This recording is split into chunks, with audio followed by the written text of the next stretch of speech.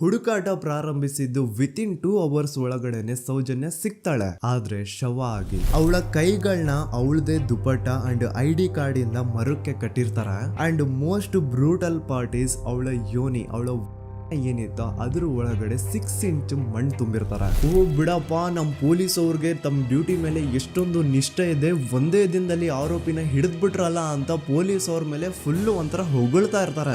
ಆದ್ರೆ ಪಾಪ ಜನರಿಗೆ ಎಲ್ಲಿ ಗೊತ್ತಿತ್ತು ಈ ಕೇಸ್ ನ ರಿಯಲ್ ಆರೋಪಿ ಬೇರೆ ಯಾರೋ ಇದಾರೆ, ಪೊಲೀಸ್ ಅವರೇ ಈ ಕೇಸ್ ನ ಮಿಸ್ಲೀಡ್ ಮಾಡೋದಕ್ಕೆ ಸುಮ್ನೆ ಸಂತೋಷ್ನ ಅರೆಸ್ಟ್ ಮಾಡಿದ್ದಾರೆ ಅಂತ. ಪೊಲೀಸ್ ಅವರು ಈ ಕೇಸ್ ಅಲ್ಲಿ ಕರಪ್ಟ್ ಆಗಿದ್ದಾರೆ, ಪೊಲೀಸ್ ಅವರೇ ಸತ್ಯ ಮುಚ್ಚಿಡ್ಲಿಕ್ಕೆ ಟ್ರೈ ಮಾಡ್ತಿದ್ದಾರೆ. ಹಾಗಾಗಿ ಈ ಕೇಸ್ ನ ಇನ್ಮುಂದೆ ಪೊಲೀಸ್ ಅವರಲ್ಲದೆ CBI ಅವರು ಇನ್ವೆಸ್ಟಿಗೇಷನ್ ಮಾಡಬೇಕು, ಈ ಕೇಸ್ ನ CBI ಒಪ್ಸಿ ಅಂತ ಅಗೇನ್ ಪ್ರೊಟೆಸ್ಟ್ ಗಳು ಸ್ಟಾರ್ಟ್ ಆಗ್ತವೆ. ಸೌಜನ್ಯ ಕೇಸ್ ಒಂದೇ ಅಲ್ಲ, ನಾರಾಯಣ ಹಾಗೂ ಯಮುನಾ ಕೇಸಲ್ಲೂ, ವೇದವಲ್ಲಿ ಕೇಸಲ್ಲೂ, ಆ ಬ್ಯಾಂಕ್ ಮ್ಯಾನೇಜರ್ ನ ಕೇಸಲ್ಲೂ ಹಾಗೂ ಪದ್ಮಲತಾ ಕೇಸಲ್ಲೂ ಸೀದಾ ಡೈರೆಕ್ಟ್ ಡೌಟ್ ಬರೋದೆ ಊರಿನ ಗೌಡ್ರ ಮೇಲೆ. ಸೌಜನ್ಯ ಕೇಸ್ ಬಿಟ್ಟು ಆ ಇನ್ನೊಂದು ಕೇಸ್ ಯಾವುದು, ಅದಕ್ಕೂ ಸಂತೋಷ್ಗೂ ಏನ್ ಸಂಬಂಧ, ಅದ್ರಲ್ಲಿ ಯಾಕೆ ಸಂತೋಷ್ನ ಪೊಲೀಸ್ ಅವರು ಫಿಟ್ ಮಾಡಿದ್ರು ಅಂತ ಪ್ರತಿಯೊಂದು ಹೇಳ್ತೀನಿ.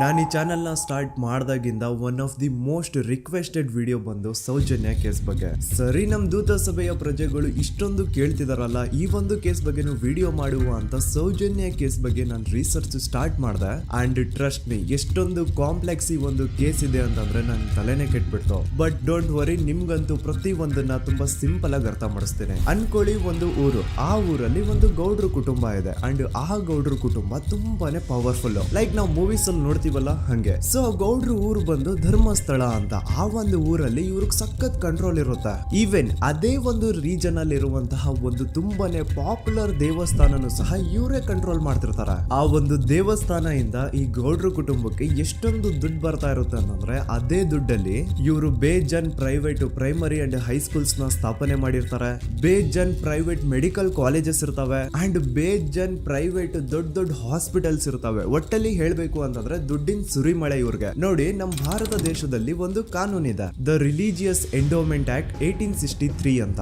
ಬೇಸಿಕಲಿ ಈ ಒಂದು ಕಾನೂನು ಏನ್ ಹೇಳುತ್ತೆ ಅಂತಂದ್ರೆ, ಭಾರತದಲ್ಲಿ ಯಾವ್ದೆಲ್ಲ ಹಿಂದೂ ಟೆಂಪಲ್ಸ್ ಇದಾವೋ ಅವೆಲ್ಲ ಗವರ್ಮೆಂಟ್ ಪ್ರಾಪರ್ಟಿ. ಆ ಹಿಂದೂ ಟೆಂಪಲ್ಸ್ ನ ಮ್ಯಾನೇಜ್ಮೆಂಟ್ ಎಲ್ಲ ಗವರ್ಮೆಂಟ್ ಕೈಗೆ ಹೋಗಿ ಗವರ್ಮೆಂಟ್ ಡಿಸೈಡ್ ಮಾಡುತ್ತೆ ಆ ಮ್ಯಾನೇಜ್ಮೆಂಟ್ ಅಲ್ಲಿ ಯಾರ್ ಕೆಲ್ಸಕ್ಕೆ ಇರಬೇಕು, ಯಾರ್ ಕೆಲ್ಸಕ್ಕೆ ಇರಬಾರ್ದು, ಅಂಡ್ ಆ ಟೆಂಪಲ್ ಇಂದ ಬರ್ತಿರುವಂತಹ ಡೊನೇಷನ್ ಅಮೌಂಟ್ ನ ಏನ್ ಮಾಡಬೇಕು ಅಂತ. ಸೊ ಈ ಒಂದು ಕಾನೂನಿನ ಪ್ರಕಾರ ಗವರ್ಮೆಂಟ್ ಇಂಡಿಯಾದಲ್ಲಿ ಇರುವಂತಹ ಆಲ್ಮೋಸ್ಟ್ ಎಲ್ಲಾ ಹಿಂದೂ ಟೆಂಪಲ್ಸ್ ನ ತನ್ನ ಕಂಟ್ರೋಲ್ ಅಲ್ಲಿ ತಗೋತಾ ಇರ್ಬೇಕಾದ್ರೆ ಗವರ್ಮೆಂಟ್ ಅಫಿಷಿಯಲ್ಸ್ ಧರ್ಮಸ್ಥಳ ಶ್ರೀ ಮಂಜುನಾಥ ದೇವಸ್ಥಾನಕ್ಕೂ ರೀಚ್ ಔಟ್ ಮಾಡ್ತಾರೆ. ಅಂಡ್ ಆಗ ಇಷ್ಟು ದಿನ ಟೆಂಪಲ್ ನ ಕಂಟ್ರೋಲ್ ಮಾಡ್ತಿದ್ದಂತಹ ಆ ಗೌಡ್ರ ಕುಟುಂಬ ಏನ್ ಹೇಳುತ್ತೆ ಗೊತ್ತಾ, ಇಲ್ಲ ಇದು ಹಿಂದೂ ಟೆಂಪಲ್ ಅಲ್ಲ, ಇದು ಜೈನ್ ಫ್ಯಾಮಿಲಿಗೆ ಬಿಲಾಂಗ್ ಮಾಡುವಂತಹ ಒಂದು ಪ್ರೈವೇಟ್ ಟೆಂಪಲ್ ಅಂತ ಹೇಳ್ತಾರೆ. ನಾನು ಇಷ್ಟು ದಿನ ಧರ್ಮಸ್ಥಳ ಶ್ರೀ ಮಂಜುನಾಥ ದೇವಸ್ಥಾನ ಒಂದು ಹಿಂದೂ ಟೆಂಪಲ್ ಅಂತ ಅನ್ಕೊಂಡಿದ್ದೆ. ಆದ್ರೆ ಈಗಷ್ಟೇ ನನಗೂ ಗೊತ್ತಾಗಿದ್ದು ಇದು ಹಿಂದೂ ಟೆಂಪಲ್ ಅಲ್ಲ, ಇದು ಒಂದು ಜೈನ್ ಫ್ಯಾಮಿಲಿಗೆ ಬಿಲಾಂಗ್ ಮಾಡುವಂತಹ ಪ್ರೈವೇಟ್ ಜೈನ್ ಟೆಂಪಲ್ ಅಂತ. ಸೊ ಹೀಗಾಗಿ ಗವರ್ಮೆಂಟ್ ಅಫಿಷಿಯಲ್ಸ್ ಏನೂ ಮಾಡಕ್ಕಾಗದೆ ಇವತ್ತಿನವರೆಗೂ ಈ ಒಂದು ಧರ್ಮಸ್ಥಳ ಶ್ರೀ ಮಂಜುನಾಥ ದೇವಸ್ಥಾನನ ಒಂದು ಪ್ರೈವೇಟ್ ಟ್ರಸ್ಟ್ ನಡೆಸ್ಕೊಂಡು ಹೋಗ್ತಿದೆ. ಅಂಡ್ ಆ ಪ್ರೈವೇಟ್ ಟ್ರಸ್ಟ್ ನ ಓನರ್ ಯಾರು, ಅದೇ ಗೌಡ್ರ ಕುಟುಂಬ. ನೋಡಿ, ನಾನು ಈ ವಿಡಿಯೋದಲ್ಲಿ ಯಾರ್ದನ್ನು ರಿಯಲ್ ನೇಮ್ಸ್ ನ ಬಳಸ್ತಿಲ್ಲ. ಪ್ರೀವಿಯಸ್ಲಿ ಬೇರೆ ಯೂಟ್ಯೂಬರ್ಸ್ ತಮ್ಮ ವಿಡಿಯೋಸ್ ಅಲ್ಲಿ ರಿಯಲ್ ನೇಮ್ಸ್ ನ ಬಳಸಿದ್ದಾರೆ ಅನ್ನೋ ಒಂದೇ ಒಂದು ಕಾರಣಕ್ಕೆ ಅವ್ರ ವಿಡಿಯೋಸ್ ನ ಡಿಲೀಟ್ ಮಾಡಿಸಿದ್ದಾರೆ. ಸೊ ಅವ್ರ ಜೊತೆ ಆಗಿದ್ದು ನನ್ ಜೊತೆ ಆಗೋದ್ ಬೇಡ, ಸತ್ಯ ಮುಚ್ಚೋಗೋದು ನನ್ಗೆ ಇಷ್ಟ ಇಲ್ಲ. ಹಾಗಾಗಿ ನಾನಿಲ್ಲಿ ರಿಯಲ್ ನೇಮ್ಸ್ ನ ಬಳಸ್ತಿಲ್ಲ. ಆದ್ರೆ ನಾನು ಯಾರನ್ನ ಪಾಯಿಂಟ್ ಔಟ್ ಮಾಡಿ ಹೇಳ್ತಿದ್ದೀನಿ ಅನ್ನೋದು ಮಾತ್ರ ನಿಮಗೆ ತುಂಬಾ ಕ್ಲಿಯರ್ಲಿ ಅರ್ಥ ಆಗುತ್ತೆ. Don't worry.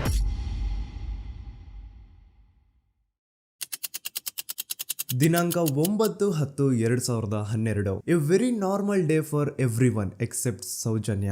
ಧರ್ಮಸ್ಥಳ ಹತ್ರ ಇರುವಂತಹ ಪಂಗಳ್ ಅನ್ನೋ ಒಂದು ಸಣ್ಣ ಹಳ್ಳಿಗೆ ಬಿಲಾಂಗ್ ಮಾಡುವಂತಹ ಸೌಜನ್ಯ ತುಂಬಾನೇ ಒಳ್ಳೆ ಹುಡುಗಿ. SDM ಕಾಲೇಜ್ ಆಫ್ ಉಜ್ರಿಯಲ್ಲಿ 2nd PUC ಓದ್ತಿದ್ದಂತಹ ಇವಳು ತುಂಬಾನೇ ಬ್ರೈಟ್ ಸ್ಟೂಡೆಂಟ್ ಕೂಡ. ಸೊ ಒಂದು ದಿನ ಅಂದ್ರೆ 9 ಅಕ್ಟೋಬರ್ 2012 ಬೆಳಿಗ್ಗೆ 7:30-8 ಗಂಟೆ ಹಾಗೆ ಆಸ್ ಯೂಶುವಲ್ ತನ್ನ ಕಾಲೇಜ್ ಹೋಗೋದಕ್ಕೆ ರೆಡಿ ಆಗ್ತಿರ್ತಾಳೆ. ಅವತ್ತು ಮಂಗಳವಾರದ ದಿನ ಅಂಡ್ ಅವತ್ತು ಲೋಕಲ್ ಫೆಸ್ಟಿವಲ್ ಬೇರೆ ಇರುತ್ತೆ, ಹೊಸ ಅಕ್ಕಿ ಅಂತ. ಈ ಒಂದು ಲೋಕಲ್ ಫೆಸ್ಟಿವಲ್ ದಿನ ಮನೆ ಒಳಗಡೆ ಏನೇ ಅಡುಗೆ ಮಾಡಿದ್ರು ಹೊಸ ಅಕ್ಕಿನೇ ಬಳಸಬೇಕು. ಸೊ ಹೊಸ ಅಕ್ಕಿ ತಂದು ಬ್ರೇಕ್ಫಾಸ್ಟ್ ನ ರೆಡಿ ಮಾಡೋಷ್ಟ್ರಲ್ಲಿ ಸೌಜನ್ಯ ಅವ್ರ ತಾಯಿ ತುಂಬಾ ಲೇಟ್ ಮಾಡ್ತಾರೆ. ಸೊ ಕಾಲೇಜ್ಗೆ ಲೇಟ್ ಆಗ್ತಿದೆ ಅಂತ ಈ ಸೌಜನ್ಯ ಟಿಫಿನ್ ಸಹ ಮಾಡದೆ ಹಾಗೆ ಹೋಗ್ತಾಳೆ. ಅವಳ ತಲೆಯಲ್ಲಿ ಏನಿತ್ತು ಅಂತಂದ್ರೆ, ಹೆಂಗೋ ಇವತ್ತು ಲೋಕಲ್ ಫೆಸ್ಟಿವಲ್ ಬೇರೆ ಇದೆ, ಹಾಗಾಗಿ ಮೇ ಬಿ ಕಾಲೇಜು ಬೇಗ ಬಿಡ್ಬೋದು, ಸೊ ಮಧ್ಯಾಹ್ನ ಡೈರೆಕ್ಟ್ ಮನೆಗೆ ಬಂದು ಊಟ ಬಿಡು ಅಂತ ಅವಳು ಅನ್ಕೊಂಡಿರ್ತಾಳೆ. ಆದ್ರೆ ಕಾಲೇಜ್ ಹೋಗಾದ್ಮೇಲೆ ಗೊತ್ತಾಗುತ್ತೆ ಅವತ್ತು ಅವಳಿಗೆ ಸ್ಪೆಷಲ್ ಕ್ಲಾಸಸ್ ಬೇರೆ ಇದೆ ಅಂತ. ಸೌಜನ್ಯ ಬ್ರೇಕ್ಫಾಸ್ಟ್ ಕೂಡ ಮಾಡಿರಲ್ಲ ಅಂಡ್ ಲಂಚ್ ಬಾಕ್ಸ್ ಕೂಡ ತಂದಿರಲ್ಲ. ಹಾಗಾಗಿ ಲಂಚ್ ಟೈಮ್ ಅಲ್ಲಿ ಸೌಜನ್ಯನ ಒಬ್ಳು ಫ್ರೆಂಡ್ ಜಾನ್ವಿ ತಾನ್ ತಂದಿರುವಂತಹ ಲಂಚ್ ಬಾಕ್ಸ್ ಅಲ್ಲಿ ಒಂದಿಷ್ಟು ಲಂಚ್ ನ ಆಫರ್ ಮಾಡ್ತಾಳೆ. ಆದ್ರೆ ಸೌಜನ್ಯ ಪರವಾಗಿಲ್ಲ ನೀನ್ ತಿನ್ನು, ನಾನ್ ಮನೆಗೆ ಹೋಗ್ಬಿಟ್ಟು ಊಟ ಮಾಡ್ಕೊಂತೀನಿ ಅಂತ ಹೇಳ್ತಾಳೆ. ಸುಮಾರು ಮಧ್ಯಾಹ್ನದ 3:45ಕ್ಕೆ ಕಾಲೇಜ್ ಬಿಡುತ್ತೆ. ಸೌಜನ್ಯ ಕಾಲೇಜ್ ಇಂದ ಬಸ್ ಅಲ್ಲಿ ಬಂದು ನೇತ್ರಾವತಿ ಬಸ್ ಸ್ಟಾಪ್ ಹತ್ರ ಇಳ್ಕೋತಾಳೆ. ಅವಳ ಜೊತೆ ಅವಳ ಕ್ಲಾಸ್ ಮೇಟ್ಸ್ ಅಂಡ್ ಫ್ರೆಂಡ್ಸ್ ಎಲ್ಲ ಇರ್ತಾರೆ. ಸೊ ಅವ್ರಿಗೆಲ್ಲ ಬಾಯ್ ಹೇಳ್ಬಿಟ್ಟು ಸೌಜನ್ಯ ತನ್ನ ಮನೆ ಕಡೆಗೆ ಹೊರಡ್ತಾಳೆ. ನೇತ್ರಾವತಿ ಬಸ್ ಸ್ಟಾಪ್ ಇಂದ ಸೌಜನ್ಯ ಮನೆಗೆ 20 ಮಿನಿಟ್ಸ್ ನ ವಾಕ್ ಇರುತ್ತೆ. ಮ್ಯಾಕ್ಸ್ ಟು ಮ್ಯಾಕ್ಸ್ 30 ಮಿನಿಟ್ ಹಿಡಿಬಹುದು. ಸೊ ಸೌಜನ್ಯ ನಡ್ಕೊಂಡು ಮನೆ ಕಡೆಗೆ ಹೋಗ್ತಾ ಇರ್ತಾಳೆ. ಒಂದ್ ಸ್ವಲ್ಪ ದೂರದಲ್ಲಿ ಪ್ರಕೃತಿ ಹಾಸ್ಪಿಟಲ್ ಅಂತ ಒಂದಿರುತ್ತೆ. ಅಲ್ಲಿನ ಸೆಕ್ಯೂರಿಟಿ ಗಾರ್ಡ್ ಸೌಜನ್ಯ ನಡ್ಕೊಂಡು ಹೋಗ್ತಾ ಇರೋದನ್ನ ನೋಡ್ತಾನೆ ಕೂಡ. ನಂತರ ಸೌಜನ್ಯ ಒಂದು 10 ನಿಮಿಷ ಹಂಗೆ ಮುಂದೆ ನಡ್ಕೊಂಡು ಹೋಗಾದ್ಮೇಲೆ ಸೌಜನ್ಯಗೆ ತನ್ನ ಮಾವ ಸಿಗ್ತಾರ.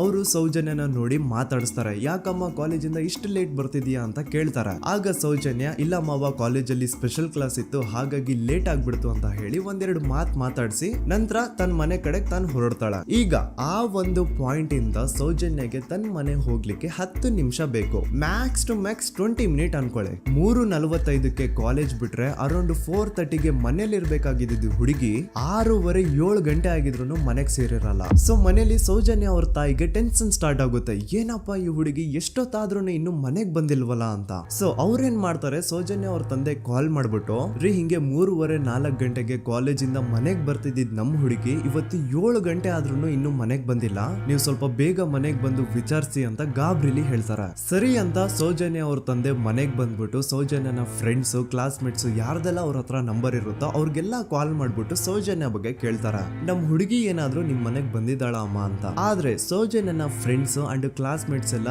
ಇಲ್ಲ ಅಂಕಲ್, ನಮ್ಮ ಮನೆಗಂತೂ ಸೌಜನ್ಯ ಏನು ಬಂದಿಲ್ಲ, ಅವಳು ಬಸ್ ಸ್ಟಾಪ್ ಇಂದ ಸೀದಾ ನಿಮ್ ಮನೆ ಕಡೆಗೇನೆ ಹೊರಟ್ಲಲ್ವಾ, ಯಾಕೆ ಇನ್ನೂ ಬಂದಿಲ್ವಾ ಅಂತ ಕೇಳ್ತಾರ. ಆಗ ಸೌಜನ್ಯ ಅವ್ರ ತಂದೆ ಇಲ್ಲಮ್ಮ ಬಂದಿಲ್ಲ, ಹಾಗಾಗಿನೇ ಕಾಲ್ ಮಾಡಿರೋದು ಅಂತ ಹೇಳಿ ಕಾಲ್ ಕಟ್ ಮಾಡ್ತಾರ. ದೆನ್ ಸೌಜನ್ಯ ಅವ್ರ ತಂದೆ ಸೌಜನ್ಯ ಅವ್ರ ಮಾವ ಕಾಲ್ ಮಾಡ್ತಾರ. ಅಳಿಯ ಎಲ್ಲಿದ್ಯಾ, ನನ್ ಮಗಳು ಇನ್ನು ಮನೆಗ್ ಬಂದಿಲ್ಲ, ನೀನೇನಾದ್ರೂ ಅವಳನ್ನ ನೋಡ್ದ ಅಂತ ಕೇಳ್ತಾರ. ಆ ಕಡೆಯಿಂದ ಅವರು ಸೌಜನ್ಯನ ಮಾವ ಹೇಳ್ತಾರೆ, ಹ್ಞೂ ನಾನ್ ನೋಡ್ದೆ, 4:15 ಹಾಗೆ ಆ ಹುಡುಗಿ ಕಾಲೇಜಿಂದ ಬರ್ಬೇಕಾದ್ರೆ ನನಗ್ ಕಾಣಿಸಿದ್ಲು, ನಾನ್ ಸ್ವಲ್ಪ ಮಾತಾಡ್ದೆ ಅವಳ ಹತ್ರ, ಅದಾದ್ಮೇಲೆ ಅವಳು ಮನೆ ಕಡೆ ಹೋದ್ಲಲ್ಲ, ಯಾಕೆ ಇನ್ನೂ ಬಂದಿಲ್ವಾ ಅಂತ ಅವರೇ ಉಲ್ಟಾ ಕ್ವಶನ್ ಕೇಳ್ತಾರ. ಈ ಕಡೆ ಸೌಜನ್ಯ ಅವ್ರ ತಂದೆ ಇಲ್ಲ 7 ಗಂಟೆ ಆದ್ರೂ ಮಗು ಇನ್ನು ಮನೆಗ್ ಬಂದಿಲ್ಲ, ನಮ್ಗೆ ಯಾಕೋ ತುಂಬಾ ಗಾಬರಿ ಆಗ್ತಿದೆ, ನೀನೊಂದ್ ಕೆಲ್ಸ ಮಾಡು, ನಮ್ಮವ್ರನ್ನೆಲ್ಲ ಸೇರ್ಸು, ಎಲ್ರೂ ಸೇರಿ ಹುಡುಕುವ ಅವಳನ್ನ ಅಂತ ಸುಮಾರು ರಾತ್ರಿ 7 ಗಂಟೆಯಿಂದ ಹಿಡಿದು 11 ಗಂಟೆವರೆಗೂ ಸೌಜನ್ಯನ ಮನೆಯವರು ಅಂಡ್ ಊರಿನ ಜನ 200-300 ಜನ ಸೇರ್ಕೊಂಡು ಸೌಜನ್ಯನ ಹುಡುಕ್ತಾರೆ. ಆದ್ರೆ ಸೌಜನ್ಯನ ಒಂದು ಸುಳಿವು ಸಿಗಲ್ಲ. ಸೊ ಕೊನೆಗೆ ಸಹಾಯ ಕೇಳ್ತಾ ರಾತ್ರಿ 11 ಗಂಟೆ ಹಾಗೆ ಸೌಜನ್ಯನ ತಂದೆ ತಾಯಿ ಅಂಡ್ ಊರಿನ ಜನ ಎಲ್ಲ ಬೆಳ್ತಂಗಡಿ ಪೊಲೀಸ್ ಸ್ಟೇಷನ್ ಹತ್ರ ಹೋಗ್ತಾರ. ಅಲ್ಲಿ ಪೊಲೀಸ್ ಅವ್ರ ಹತ್ರ ಕಾಲೇಜ್ ಹೋಗಿದ್ ನಮ್ ಹುಡುಗಿ ಇಷ್ಟೊತ್ತಾದ್ರೂ ಇನ್ನು ಮನೆಗ್ ಬಂದಿಲ್ಲ, ಎಷ್ಟು ಹುಡುಕಿದ್ರು ಸಿಗ್ತಾ ಇಲ್ಲ, ಸೊ ಪ್ಲೀಸ್ ಒಂದು ಮಿಸ್ಸಿಂಗ್ ರಿಪೋರ್ಟ್ ನ ಫೈಲ್ ಮಾಡಿ ನಮ್ ಹುಡುಗಿನ ಹುಡುಕೊಡಿ ಅಂತ ಕೇಳ್ಕೊತಾರ. ಆದ್ರೆ ಪೊಲೀಸ್ ಅವರು ಒಪ್ಪಲ್ಲ. ಇಲ್ಲ ಯಾವುದೇ ಪರ್ಸನ್ ಮಿಸ್ಸಿಂಗ್ ಆದ್ರೆ ಆಫ್ಟರ್ 24 ಅವರ್ಸ್ ಆದ್ಮೇಲೆನೆ ರಿಪೋರ್ಟ್ ಫೈಲ್ ಮಾಡಕ್ಕಾಗೋದು. ಸೊ ನೀವ್ ಒಂದ್ ಕೆಲ್ಸ ಮಾಡಿ, ಈಗ ಮನೆಗ್ ಹೋಗಿ ನಾಳೆ ಬೆಳಿಗ್ಗೆವರೆಗೂ ನೋಡಿ, ನಾಳೆ ಬೆಳಿಗ್ಗೆವರೆಗೂ ನಿಮ್ ಮಗಳು ನಿಮ್ ಮನೆಗ್ ಬಂದಿಲ್ಲ ಅಂತಂದ್ರೆ ಆಗ ಬಂದ್ಬಿಟ್ಟು ಮಿಸ್ಸಿಂಗ್ ರಿಪೋರ್ಟ್ ನ ಫೈಲ್ ಮಾಡಿಸಿ ಅಂತ ಹೇಳಿ ಕಳಿಸ್ತಾರ. ಆಗ ಆಲ್ಮೋಸ್ಟ್ ಮಿಡ್ ನೈಟ್ ಆಗಿರೋದ್ರಿಂದ ಅಂಡ್ ಮಳೆ ಬೇರೆ ತುಂಬಾ ಜೋರಾಗಿ ಬರ್ತಾ ಇರುತ್ತೆ. ಸೊ ಈ ಸಿಚುವೇಶನ್ ಅಲ್ಲಿ ಸೌಜನ್ಯನ ಹುಡುಕ್ಲಿಕ್ಕೆ ಆಗಲ್ಲ. ನಾಳೆ ಬೆಳಿಗ್ಗೆ ಸೇರ್ಕೊಂಡು ಅಗೇನ್ ಎಲ್ರು ಸೌಜನ್ಯನ ಹುಡುಕುವ ಅಂತ ಸೌಜನ್ಯನ ಮನೆಯವರು ಅಂಡ್ ಊರಿನ ಜನ ಎಲ್ರು ತಮ್ಮ ಮನೆಗೆ ಹೋಗ್ಬಿಡ್ತಾರ. ನೆಕ್ಸ್ಟ್ ದಿನ ಅಂದ್ರೆ 10 ಅಕ್ಟೋಬರ್ 2012 ಬುಧವಾರದ ದಿನ ಬೆಳಿಗ್ಗೆ 10 ಗಂಟೆ ಹಾಗೆ ಸೌಜನ್ಯನ ಮನೆಯವರು ಅಂಡ್ ಊರಿನ 200-300 ಜನ ಸೇರ್ಕೊಂಡು ಅಗೇನ್ ಸೌಜನ್ಯಗೋಸ್ಕರ ಹುಡುಕಾಟ ಸ್ಟಾರ್ಟ್ ಮಾಡ್ತಾರ. ಹುಡುಕಾಟ ಪ್ರಾರಂಭಿಸಿದ್ದು ವಿತಿನ್ 2 ಅವರ್ಸ್ ಒಳಗಡೆನೆ ಸೌಜನ್ಯ ಸಿಗ್ತಾಳೆ. ಆದ್ರೆ ಶವ ಆಗಿ ಆ 200-300 ಊರಿನ ಜನ ಎಲ್ಲ ಸೇರ್ಕೊಂಡು ಏನ್ ಸೌಜನ್ಯನ ಹುಡುಕ್ತಾ ಇದ್ರು ಅದರಲ್ಲಿ ಯಾರೋ ಒಬ್ರಿಗೆ ಸೌಜನ್ಯನ ಮನೆಯಿಂದ ಕೇವಲ 10 ನಿಮಿಷ ದೂರದಲ್ಲಿರುವಂತಹ ಒಂದು ಹಳ್ಳನ ದಡದಲ್ಲಿ ಸೌಜನ್ಯ ಮೃತದೇಹ ಸಿಗುತ್ತಾ. ಈಗ ಸತ್ತಿರುವಂತಹ ಸೌಜನ್ಯನ ಡೆಡ್ ಬಾಡಿ ಯಾವ ಒಂದು ಕಂಡೀಷನ್ ಅಲ್ಲಿ ಇತ್ತು ಅಂತ ಹೇಳ್ತೀನಿ, ಸ್ವಲ್ಪ ಗಮನ ಇಟ್ಟು ಕೇಳಿಸ್ಕೊಳ್ಳಿ. ಅವಳ ಕೈಗಳನ್ನ ಅವಳದೇ ದುಪಟ್ಟ ಅಂಡ್ ID ಕಾರ್ಡ್ ಇಂದ ಮರಕ್ಕೆ ಕಟ್ಟಿರ್ತಾರ. ಅವಳ ಬಾಡಿ ಎಲ್ಲ ನೇಕೆಡ್ ಇರುತ್ತೆ, ಮೈ ಮೇಲೆ ಸರಿಯಾದ ಬಟ್ಟೆ ಇರಲ್ಲ, ಮೈ ಮೇಲೆ ಮಲ್ಟಿಪಲ್ ಕಟ್ ಮಾರ್ಕ್ಸ್ ಇರುತ್ತೆ, ತುಂಬಾ ಜೋರಾಗಿ ಹೊಡೆದಿರುವಂತಹ ಗಾಯಗಳು ಮೈ ಮೇಲೆ ಎದ್ದು ಕಾಣಿಸ್ತಿರ್ತವೆ. ಅವಳ ರಿಪ್ಸ್ ಎದೆ ಭಾಗದ ಮೂಳೆಗಳೆಲ್ಲ ಮುರಿದು ಹೋಗ್ಬಿಟ್ಟಿರ್ತವೆ. And most brutal part is ಅವಳ ಯೋನಿ, ಅವಳ ಏನಿತ್ತೋ ಅದ್ರ ಒಳಗಡೆ 6 ಇಂಚ್ ಮಣ್ಣು ತುಂಬಿರ್ತಾರೆ. ಆ ಬಾಡಿ ಕಂಡೀಷನ್ ನ ನೋಡಿದಾದ್ಮೇಲೆ ಒಂದಂತೂ ತುಂಬಾ ಕ್ಲಿಯರ್ ಆಗಿ ಅರ್ಥ ಆಗುತ್ತೆ, ಅವಳನ್ನ ಯಾರೋ ತುಂಬಾ ಫೋರ್ಸ್ಫುಲಿ ಮಾಡಿ ನಂತರ ನಿರ್ದಯವಾಗಿ ಸಾಯಿಸಿದ್ದಾರೆ ಅಂತ. ಇಲ್ಲಿ ಕ್ರಿಮಿನಲ್ಸ್ ನ ಬುದ್ಧಿವಂತಿಕೆ ನೋಡಿ ಪೊಲೀಸ್ ಅವ್ರಿಗೆ ಏನೂ ಸುಳಿವು ಸಿಗ್ಬಾರ್ದು ಅಂತ ಅವಳ ಯೋನಿ ಒಳಗಡೆ 6 ಇಂಚ್ ಅಷ್ಟು ಮಣ್ಣು ತುಂಬ ಹೋಗಿರ್ತಾರೆ. ಸೊ ದೆನ್ ಪೊಲೀಸ್ ಅವ್ರಿಗೆ ವಿಷಯ ಗೊತ್ತಾಗುತ್ತೆ. ಅವರು ಸ್ಪಾಟ್ ಗೆ ಬಂದು ಸೌಜನ್ಯನ ಬಾಡಿನ ರಿಕವರ್ ಮಾಡಿ ಆ ಒಂದು ಸ್ಪಾಟ್ ನ ಕಂಪ್ಲೀಟ್ ಸೀಸ್ ಮಾಡ್ತಾರೆ. ಒಬ್ಳು ಸಾಮಾನ್ಯ ಮಿಡಲ್ ಕ್ಲಾಸ್ ಹುಡುಗಿ, ಒಬ್ಳು ವೆರಿ ಬ್ರೈಟ್ ಸ್ಟೂಡೆಂಟ್ ನ ಈ ಮಟ್ಟಿಗೆ ಇಷ್ಟು ನಿರ್ದಯವಾಗಿ ಸಾಯಿಸಿರೋದು ಯಾರು? ಇನ್ ಕೇಸ್ ಏನಾದ್ರೂ ಈ ಕ್ರೈಮ್ ಮಾಡಿದವನು ಸಿಕ್ಕಿ ಬಿದ್ರೆ ಅವನ್ನ ಸುಮ್ನೆ ಬಿಡಬಾರ್ದು ಅಂತ ಜನ ಆಕ್ರೋಶ ವ್ಯಕ್ತಪಡಿಸ್ತಾರೆ. ಅಂಡ್ ಗೆಸ್ ವಾಟ್, ನಮ್ ಪೊಲೀಸ್ ಅವರು ಇಷ್ಟೊಂದು ಫಾಸ್ಟ್ ಆಗಿ ಇನ್ವೆಸ್ಟಿಗೇಷನ್ ಕಂಪ್ಲೀಟ್ ಮಾಡ್ತಾರೆ ಅಂತ ನಾನಂತೂ ಎಕ್ಸ್ಪೆಕ್ಟ್ ಮಾಡಿರ್ಲಿಲ್ಲ. ಅಂಡ್ ಈವನ್ ಈ ಒಂದು ವಿಷಯದಿಂದ ಊರಿನ ಜನನು ಶಾಕ್ ಆಗ್ತಾರೆ. ಸೌಜನ್ಯ ಬಾಡಿ ಸಿಕ್ಕಿದ್ದ ನೆಕ್ಸ್ಟ್ ದಿನ ಅಂದ್ರೆ 11 ಅಕ್ಟೋಬರ್ 2012 ಸಂಜೆ 5 ಗಂಟೆ ಹಾಗೆ ಯಾರು ಸೌಜನ್ಯನ ಪಂಡು ಮರ್ಡರ್ ಮಾಡಿದ್ನೋ ಆ ಕ್ರಿಮಿನಲ್ ಕೂಡ ಸಿಕ್ಕಿ ಬೀಳ್ತಾನೆ. ಈಗ ನೀವು ಥಿಂಕ್ ಮಾಡ್ಬೋದು, ಸೌಜನ್ಯನ ಯಾರು ಮರ್ಡರ್ ಮಾಡಿದ್ರು ಅಂಡ್ ಯಾರ ಕ್ರೈಮ್ ನ ಮಾಡಿದ್ರು ಅವನು ನೆಕ್ಸ್ಟ್ ದಿನಾನೇ ಸಿಕ್ಕಿ ಬಿದ್ದ. ಹಾಗಿದ್ರೆ ಈ ಕೇಸ್ ಯಾವಾಗ್ಲೂ ಕ್ಲೋಸ್ ಆಗ್ಬಿಡ್ಬೇಕಿತ್ತು. ಆದ್ರೂ ಸ್ಟಿಲ್ ಇವತ್ತಿನ ದಿನವರೆಗೂ ಯಾಕೆ ಈ ಕೇಸು ಪದೇ ಪದೇ ನ್ಯೂಸ್ ಅಲ್ಲಿ ಬರುತ್ತೆ ಅಂದ್ರೆ, ನಮ್ ದೂತ ಸಭೆಯ ಪ್ರಜೆಗಳೇ ರೆಡಿ ಆಗಿ, ಆರೋಪಿ ಸಿಕ್ಕಾದ್ಮೇಲೆ ಈ ಕೇಸು ಕ್ಲೋಸ್ ಆಗಿಲ್ಲ. ಆಕ್ಚುಲಿ ಈ ಕೇಸು ಓಪನ್ ಆಗಿದ್ದೆ ಈಗ. ನೋಡಿ, ಸೌಜನ್ಯನ ಬಾಡಿ ಸಿಕ್ಕಿದ್ದು ನೆಕ್ಸ್ಟ್ ದಿನ ಅಂದ್ರೆ 11 ಅಕ್ಟೋಬರ್ 2012. PSI ಯೋಗೇಶ್ ಅವರು ಯಾರನ್ನ ಈ ಕೇಸಲ್ಲಿ ಅರೆಸ್ಟ್ ಮಾಡಿದ್ರು ಅಂದ್ರೆ ಆತನ ಹೆಸರು ಬಂದು ಸಂತೋಷ್ ರಾವ್. 28-29 ವಯಸ್ಸಿರುವಂತಹ Santosh Rao first of all ಧರ್ಮಸ್ಥಳದವನು ಅಲ್ವೇ ಅಲ್ಲ, ಅವನು ಶೃಂಗೇರಿ ಅವನು. ಸಂತೋಷ್ ರಾವ್ ನ ತಂದೆ ಸ್ಕೂಲ್ ಟೀಚರ್ ಅಂಡ್ ತಾಯಿ ಹೌಸ್ ವೈಫ್. ಸಂತೋಷ್ ಮೊದ್ಲಿಂದನೂ ಒಂದ್ ಸ್ವಲ್ಪ ಮೆಂಟಲಿ ಇಲ್ಲಿರೋದ್ರಿಂದ ಅವನಿಗೆ ವಿದ್ಯೆ ಬರಹ ಅನ್ನೋದು ತಲೆಗೆ ಹೋಗಿರಲ್ಲ. ಹಾಗಾಗಿ ಅವನು ಶೃಂಗೇರಿಯಲ್ಲಿ ಒಂದು ಹೋಟೆಲ್ ಅಲ್ಲಿ ಕೆಲಸ ಮಾಡ್ತಿರ್ತಾನೆ. ಮೆಂಟಲಿ ಅನ್ಸ್ಟೇಬಲ್ ಇದ್ರೂ ಸಹ ಈತನಿಗೆ ದೇವ್ರ ಮೇಲೆ ಬಹಳ ನಂಬಿಕೆ ಇರುತ್ತೆ. ಹಾಗಾಗಿ ತಿಂಗಳಿಗೆ ಒಮ್ಮೆ ಆದ್ರೂ, ಅಟ್ಲೀಸ್ಟ್ 2 ತಿಂಗಳಿಗೆ ಒಮ್ಮೆ ಆದ್ರೂ ಈತ ಯಾವ್ದಾದ್ರು ಒಂದು ಪುಣ್ಯಕ್ಷೇತ್ರಕ್ಕೆ ವಿಸಿಟ್ ಮಾಡಿ ಬರ್ತಿರ್ತಾನೆ. ಹಾಗೇನೆ ಈ ಸತಿನೂ ಸಹ ಈತ ಧರ್ಮಸ್ಥಳಕ್ಕೆ ಬಂದಿರ್ತಾನೆ. ಇವನು ಧರ್ಮಸ್ಥಳಕ್ಕೆ ಬಂದಿದ್ದು ದಿನಾಂಕ 9 ಅಕ್ಟೋಬರ್ 2012. ಈ ದಿನಾಂಕನ ಸ್ವಲ್ಪ ನೋಟ್ ಮಾಡಿ ಇಟ್ಕೊಳ್ಳಿ, ಯಾಕಂತಂದ್ರೆ ಮುಂದೆ ಈ ಕೇಸಲ್ಲಿ ಇದೇ ಮೇಜರ್ ಟರ್ನಿಂಗ್ ಪಾಯಿಂಟ್. ಸೊ ಸೌಜನ್ಯನ ಡೆತ್ ಆಗಿಂತ ಒಂದು ದಿನ ಹಿಂದೆ ಧರ್ಮಸ್ಥಳಕ್ಕೆ ಬಂದಿರುವಂತಹ ಸಂತೋಷ್ ರಾವ್ಗೆ ಎಲ್ಲೂ ಉಳ್ಕೊಳ್ಳಿಕ್ಕೆ ಹೋಟೆಲ್ ಅಲ್ಲಿ ಅಥವಾ ಲಾಡ್ಜ್ ಅಲ್ಲಿ ರೂಮ್ ಸಿಗಲ್ಲ. ರೀಸನ್ ಇಷ್ಟೇ, ಸಂತೋಷ್ ರಾವ್ ನೋಡ್ಲಿಕ್ಕೆ ಸ್ವಲ್ಪ ಮೆಂಟಲಿ ಅನ್ಸ್ಟೇಬಲ್ ಪರ್ಸನ್ ತರ ಇರ್ತಾನೆ. ಅವನ ಅವತಾರ, ಅವನ ವೇಷಭೂಷಣ ಅಷ್ಟು ಸರಿ ಇರಲ್ಲ. ಹಾಗಾಗಿ ಇವನ್ಗೆ ಯಾವುದೇ ಒಂದು ಹೋಟೆಲ್ ಅಲ್ಲಿ ಅಥವಾ ಲಾಡ್ಜ್ ಅಲ್ಲಿ ಎಲ್ಲಿನೂ ರೂಮ್ ಸಿಗಲ್ಲ. ಸೊ ಉಳ್ಕೊಳ್ಳೋಕೆ ಜಾಗ ಸಿಗದೆ ಇವನೇನ್ ಮಾಡ್ತಾನೆ, ಅಲ್ಲೇ ಹತ್ರದಲ್ಲಿರುವಂತಹ ಬಾಹುಬಲಿ ಬೆಟ್ಟಕ್ಕೆ ಹೋಗಿ ಅಲ್ಲಿರುವಂತಹ ಬಾಹುಬಲಿ ಸ್ಟ್ಯಾಚು ಹತ್ರನೇ ಆಶ್ರಯ ತಗೊಳ್ತಾನೆ. ಅಂಡ್ 1-2 ದಿನ ಅವನು ಅಲ್ಲೇ ಉಳ್ಕೋತಾನೆ ಕೂಡ. ಡೇ ಟೈಮ್ ಅಲ್ಲಿ ಧರ್ಮಸ್ಥಳಕ್ಕೆ ಬಂದು ಧರ್ಮಸ್ಥಳ ಶ್ರೀ ಮಂಜುನಾಥ ದೇವಸ್ಥಾನದಲ್ಲಿದ್ದು ಅಲ್ಲೇ ಪ್ರಸಾದ ಊಟ ಎಲ್ಲ ಮಾಡಿ ನಂತರ ನೈಟ್ ಆಗ್ತಿದ್ದಂಗೆ ಬಾಹುಬಲಿ ಬೆಟ್ಟಕ್ಕೆ ಹೋಗಿ ಆ ಸ್ಟ್ಯಾಚು ಹತ್ರನೇ ಮಲ್ಕೊಳ್ತಿರ್ತಾನೆ. ಸೊ ಒಂದು ದಿನ ಅಂದ್ರೆ 11 ಅಕ್ಟೋಬರ್ 2012 ಸಂಜೆ 5 ಗಂಟೆ ಹಾಗೆ ಈ ಸಂತೋಷ್ ರಾವ್ ತನ್ನ ಪಾಡಿಗೆ ತಾನು ಆ ಬೆಟ್ಟದ ಮೇಲೆ ಕೂತ್ಕೊಂಡು ಸೀನರೀಸ್ ನ ಎಂಜಾಯ್ ಮಾಡ್ತಾ ಇರಬೇಕಾದ್ರೆ ಯಾರೋ ಅದೇ ಊರಿನ 5 ಜನ ಕಿಡಿಗೇಡಿಗಳು ಬಂದು ಇವನ್ ಹತ್ರ ಜಗಳ ತೆಗಿತಾರ. ಈ 5 ಜನ ಯಾರು ಅಂತ ನಂತರ ಹೇಳ್ತೀನಿ. ಸೊ ಈ 5 ಜನ ಕಿಡಿಗೇಡಿಗಳು ಸಂತೋಷ್ ರಾವ್ ಹತ್ರ ಜಗಳ ತೆಗೆದು ಅವನ್ನ ಅವಾಚ್ಯ ಶಬ್ದಗಳಿಂದ ಬೈದು ಅವನ್ನ ಹೊಡೆದು, ಅಷ್ಟೇ ಸಾಲದೆ ಆ 5 ಜನ ಸಂತೋಷ್ ರಾವ್ನ ಪೊಲೀಸ್ ಸ್ಟೇಷನ್ಗೆ ಎಳ್ಕೊಂಡ್ ಬಂದು ಇವನು ನಾವು ಬಾಹುಬಲಿ ಬೆಟ್ಟಕ್ಕೆ ಅಂತ ಹೋಗಿದ್ರೆ ಅಲ್ಲಿ ನಮ್ಮ ಮೇಲೆ ಅಟ್ಯಾಕ್ ಮಾಡ್ದ, ಇವ್ನು ನೋಡ್ಲಿಕ್ಕೂ ಸಹ ಒಳ್ಳೆ ಸೈಕೋ ಕಿಲ್ಲರ್ ಇದ್ದಂಗಿದಾನೆ, ನಮ್ಗೆ ಯಾಕೋ ನಿನ್ನೆ ನಮ್ಮ ಊರಲ್ಲಿ ನಡೆದಿರುವಂತಹ ಘಟನೆ ಆ ಸೌಜನ್ಯನ ಪಂಡು ಮರ್ಡರ್ ಇವನೇ ಮಾಡಿದಾನೆ ಅಂತ ಡೌಟ್ ಬರ್ತಿದೆ ಅಂತ ಆ 5 ಜನ ಕಿಡಿಗೇಡಿಗಳು ಸಂತೋಷ್ ರಾವ್ನ ಪೊಲೀಸ್ ಅವ್ರ ಹತ್ರ ಹಾಕೊಡ್ತಾರ. ಅಂಡ್ ಪೊಲೀಸ್ ಅವರು ಕೂಡ ಎಂತವ್ರು ನೋಡಿ, ಯಾರೋ 5 ಜನ ಕಿಡಿಗೇಡಿಗಳು ಬಂದು ಇವನೇ ಕೊಲೆ ಮಾಡಿದಾನೆ ಅಂತ ಹೇಳಿದ ತಕ್ಷಣ ಹಿಂದೆ ಮುಂದೆ ಕ್ರಾಸ್ ಚೆಕ್ ಮಾಡದೆ ಸಂತೋಷ್ ರಾವ್ನ ಅರೆಸ್ಟ್ ಮಾಡಿ ಸೌಜನ್ಯ ಕೇಸ್ನ ಆರೋಪಿ ಸಿಕ್ಕಿದಾನೆ ಅಂತ ಎಲ್ಲಾ ಕಡೆ ಘೋಷಣೆ ಮಾಡ್ಬಿಡ್ತಾರ. ಜನರಿಗೆ ಈ ಕಡೆ ಒಂಥರ ನೆಮ್ಮದಿ, ಓ ಬಿಡಪ್ಪ ನಮ್ ಪೊಲೀಸ್ ಅವ್ರಿಗೆ ತಮ್ಮ ಡ್ಯೂಟಿ ಮೇಲೆ ಎಷ್ಟೊಂದು ನಿಷ್ಠೆ ಇದೆ, ಒಂದೇ ದಿನದಲ್ಲಿ ಆರೋಪಿನ ಹಿಡಿದ್ಬಿಟ್ರಲ್ಲ ಅಂತ ಪೊಲೀಸ್ ಅವ್ರ ಮೇಲೆ ಫುಲ್ ಒಂಥರ ಹೊಗಳ್ತಾ ಇರ್ತಾರೆ. ಆದ್ರೆ ಪಾಪ ಜನರಿಗೆ ಎಲ್ಲಿ ಗೊತ್ತಿತ್ತು ಈ ಕೇಸ್ ನ ರಿಯಲ್ ಆರೋಪಿ ಬೇರೆ ಯಾರೋ ಇದಾರೆ, ಪೊಲೀಸ್ ಅವರೇ ಈ ಕೇಸ್ ನ ಮಿಸ್ಲೀಡ್ ಮಾಡೋದಕ್ಕೆ ಸುಮ್ನೆ ಸಂತೋಷ್ ನ ಅರೆಸ್ಟ್ ಮಾಡಿದ್ದಾರೆ ಅಂತ. ಸೊ ಸಂತೋಷ್ ರಾವ್ ಒಂದು ಹುಡುಗಿಯ ರೇಪ್ ಅಂಡ್ ಮರ್ಡರ್ ಕೇಸ್ ಅಲ್ಲಿ ಅರೆಸ್ಟ್ ಆಗಿದ್ದಾನೆ ಅನ್ನೋ ವಿಷಯ ಸಂತೋಷ್ ನ ತಾಯಿಗೆ ಗೊತ್ತಾದಾಗ ಅವ್ರ ಪಾಪ ನೋವಲ್ಲಿ ಕುರ್ಗಿ ಸಾಯ್ತಾರ. ಅಂಡ್ ಇನ್ನು ಅವ್ರ ತಂದೆ ಒಂದು ಕಡೆ ಪಾಪ ಹೆಂಡತಿನ ಕಳ್ಕೊಂಡಿರುವಂತಹ ನೋವು, ಇನ್ನೊಂದು ಕಡೆ ಮಗ ನೋಡಿದ್ರೆ ಯಾವ್ದೋ ಫಾಲ್ಸ್ ಕೇಸ್ ಅಲ್ಲಿ ಅರೆಸ್ಟ್ ಆಗಿದ್ದಾನೆ. ಈ ಕಡೆ ಕೇಸ್ ನ ಇನ್ವೆಸ್ಟಿಗೇಷನ್ ನಡೀತಾ ಇದೆ. ಅಂಡ್ ಇಲ್ಲಿ ನಾನು PSI ಯೋಗೇಶ್ ಅವ್ರ ಬಗ್ಗೆ ಅಂತೂ ಮೆನ್ಷನ್ ಮಾಡ್ಲೇಬೇಕು. ಈ ಪೊಲೀಸ್ ಆಫೀಸರು ಗೊತ್ತಿದ್ದು ಈ ತಪ್ಪನ ಮಾಡಿದ್ರು ಅಥವಾ ಗೊತ್ತಿಲ್ದೇನೆ ಈ ತಪ್ಪನ ಮಾಡಿದ್ರು ನನ್ಗಂತೂ ಗೊತ್ತಿಲ್ಲ.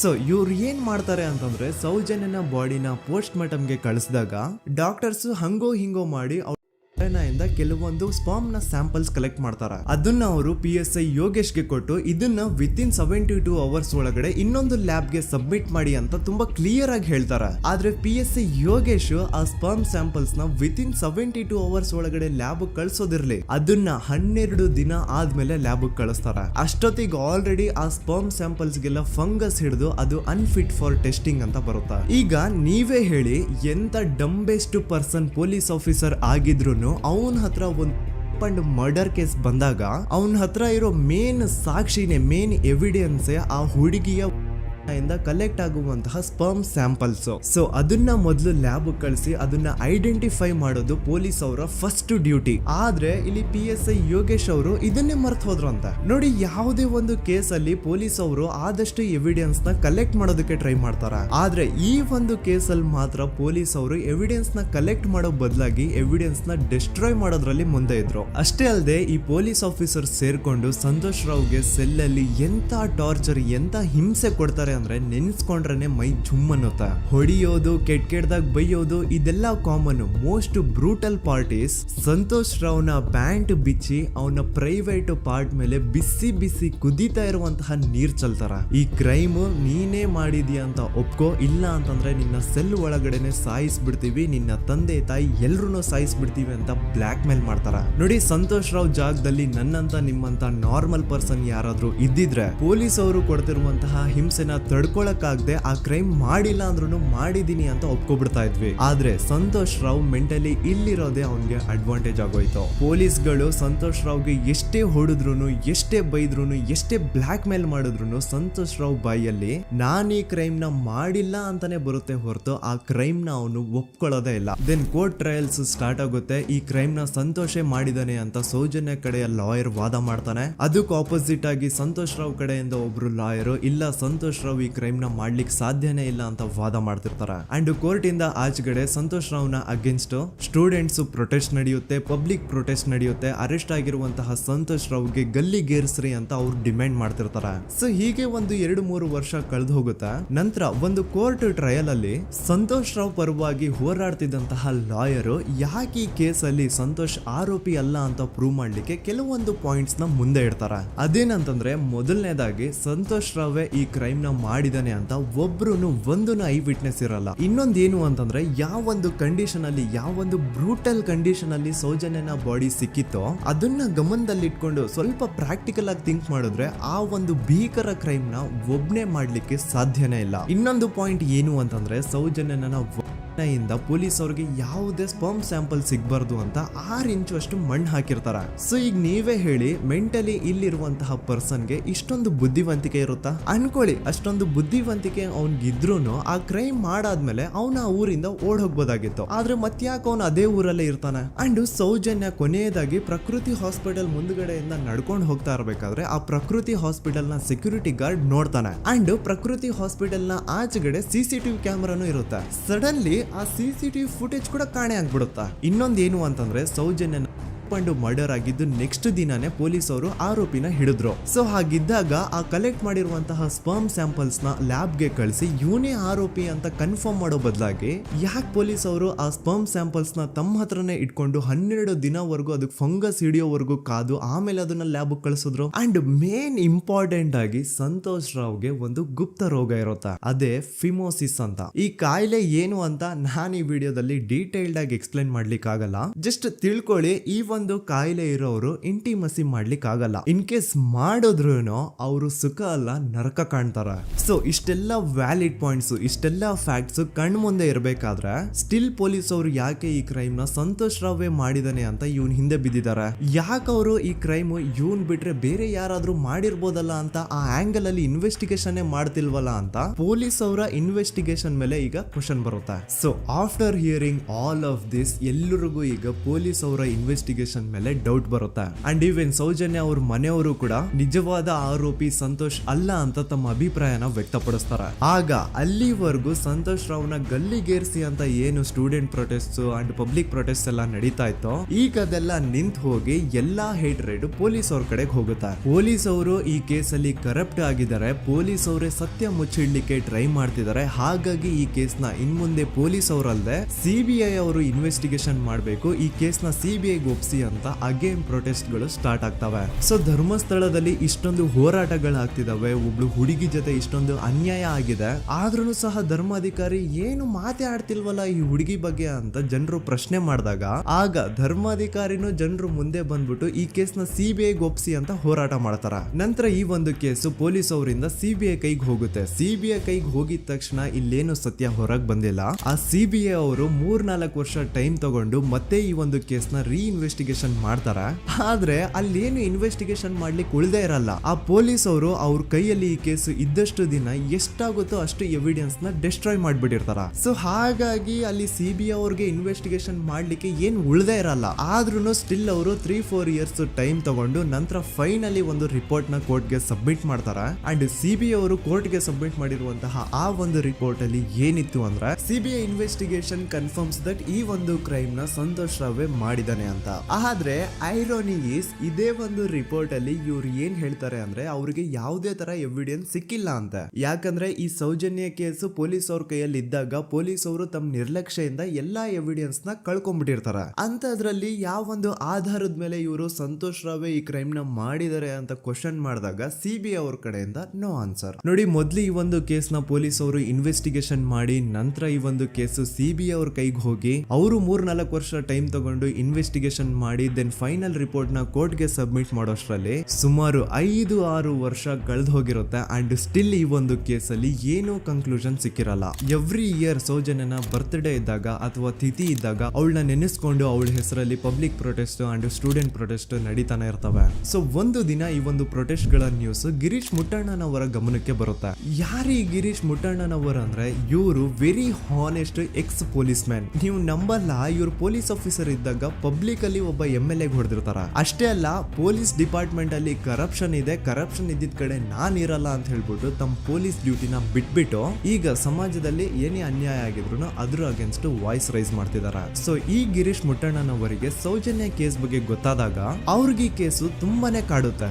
ಅಲ್ಲ, ಇಷ್ಟೊಂದು ವರ್ಷಗಳಾಗೋಯ್ತು ಆ ಹುಡುಗಿ ಜೊತೆ ಅನ್ಯಾಯ ಆಗಿ, ಸ್ಟಿಲ್ ಈ ಒಂದು ಕೇಸ್ ನ ಕನ್ಕ್ಲೂಷನ್ ಸಿಕ್ತಿಲ್ವಲ್ಲ, ಏನ್ ನಡೀತಿದೆ ಧರ್ಮಸ್ಥಳದಲ್ಲಿ ಅರ್ಥ ಆಗ್ತಿಲ್ವಲ್ಲ ಅಂತ ಈ ಗಿರೀಶ್ ಅವರು ತಮ್ಮ ಹಳೆ ಪೊಲೀಸ್ ಕಾಂಟ್ಯಾಕ್ಟ್ಸ್ ನ ಯೂಸ್ ಮಾಡ್ಕೊಂಡು ಆ ಸೌಜನ್ಯ ಕೇಸ್ ಫೈಲ್ ನ ಒಂದು ಕಾಪಿನ ತಮ್ಮ ಹತ್ರ ತರಿಸ್ಕೋತಾರ. ಆ ಒಂದು ಕೇಸ್ ಫೈಲ್ ಅಲ್ಲಿ ಸೌಜನ್ಯ ಬಗ್ಗೆ ಅಷ್ಟೇ ಅಲ್ಲದೆ ಸಂತೋಷ್ ರಾವ್ ಬಗ್ಗೆನೂ ಇನ್ಫಾರ್ಮೇಶನ್ ಇರುತ್ತೆ. ಅಂಡ್ ಗಿರೀಶ್ ಅವರು ಸಂತೋಷ್ ಬಗ್ಗೆ ಇರುವಂತಹ ಇನ್ಫಾರ್ಮೇಶನ್ ನೋಡ್ತಾ ಇರ್ಬೇಕಾದ್ರೆ ಅವರು ಒಂದು ವಿಷಯನ ನೋಟಿಸ್ ಮಾಡ್ತಾರ. ಅದೇನಂತಂದ್ರೆ ಪೊಲೀಸ್ ಅವರು ಸಂತೋಷ್ ರಾವ್ನ ಬರೀ ಸೌಜನ್ಯ ಕೇಸಲ್ಲಿ ಒಂದೇ ಫಿಟ್ ಮಾಡಿರಲ್ಲ, ಸೌಜನ್ಯ ಸಾಯೋಕ್ಕಿಂತ 20 ದಿನ ಹಿಂದೆ ಧರ್ಮಸ್ಥಳದಲ್ಲೇ ನಡೆದಿರುವಂತಹ ಒಂದು ಕ್ರೈಮ್ ಅಲ್ಲಿನೂ ಸಹ ಸಂತೋಷ್ ರಾವ್ ಆರೋಪಿ ಅಂತ ಮೆನ್ಷನ್ ಮಾಡಿರ್ತಾರ. ಸೊ ಸೌಜನ್ಯ ಕೇಸ್ ಬಿಟ್ಟು ಆ ಇನ್ನೊಂದು ಕೇಸ್ ಯಾವುದು, ಅದಕ್ಕೂ ಸಂತೋಷ್ಗೂ ಏನ್ ಸಂಬಂಧ, ಅದ್ರಲ್ಲಿ ಯಾಕೆ ಸಂತೋಷ್ನ ಪೊಲೀಸ್ ಅವರು ಫಿಟ್ ಮಾಡಿದ್ರು ಅಂತ ಪ್ರತಿಯೊಂದು ಹೇಳ್ತೀನಿ. ಆದ್ರೆ ನಾನಿಲ್ಲಿ ಯಾರ್ದು ರಿಯಲ್ ನೇಮ್ಸ್ ನ ಬಳಸಲ್ಲ. ಯಾಕಂದ್ರೆ ಮುಂದೆ ಕೇಸಲ್ಲಿ ತುಂಬಾ ದೊಡ್ಡ ಪವರ್ಫುಲ್ ವ್ಯಕ್ತಿಗಳ ಹೆಸರುಗಳು ಬರ್ತವೆ. ಅಂಡ್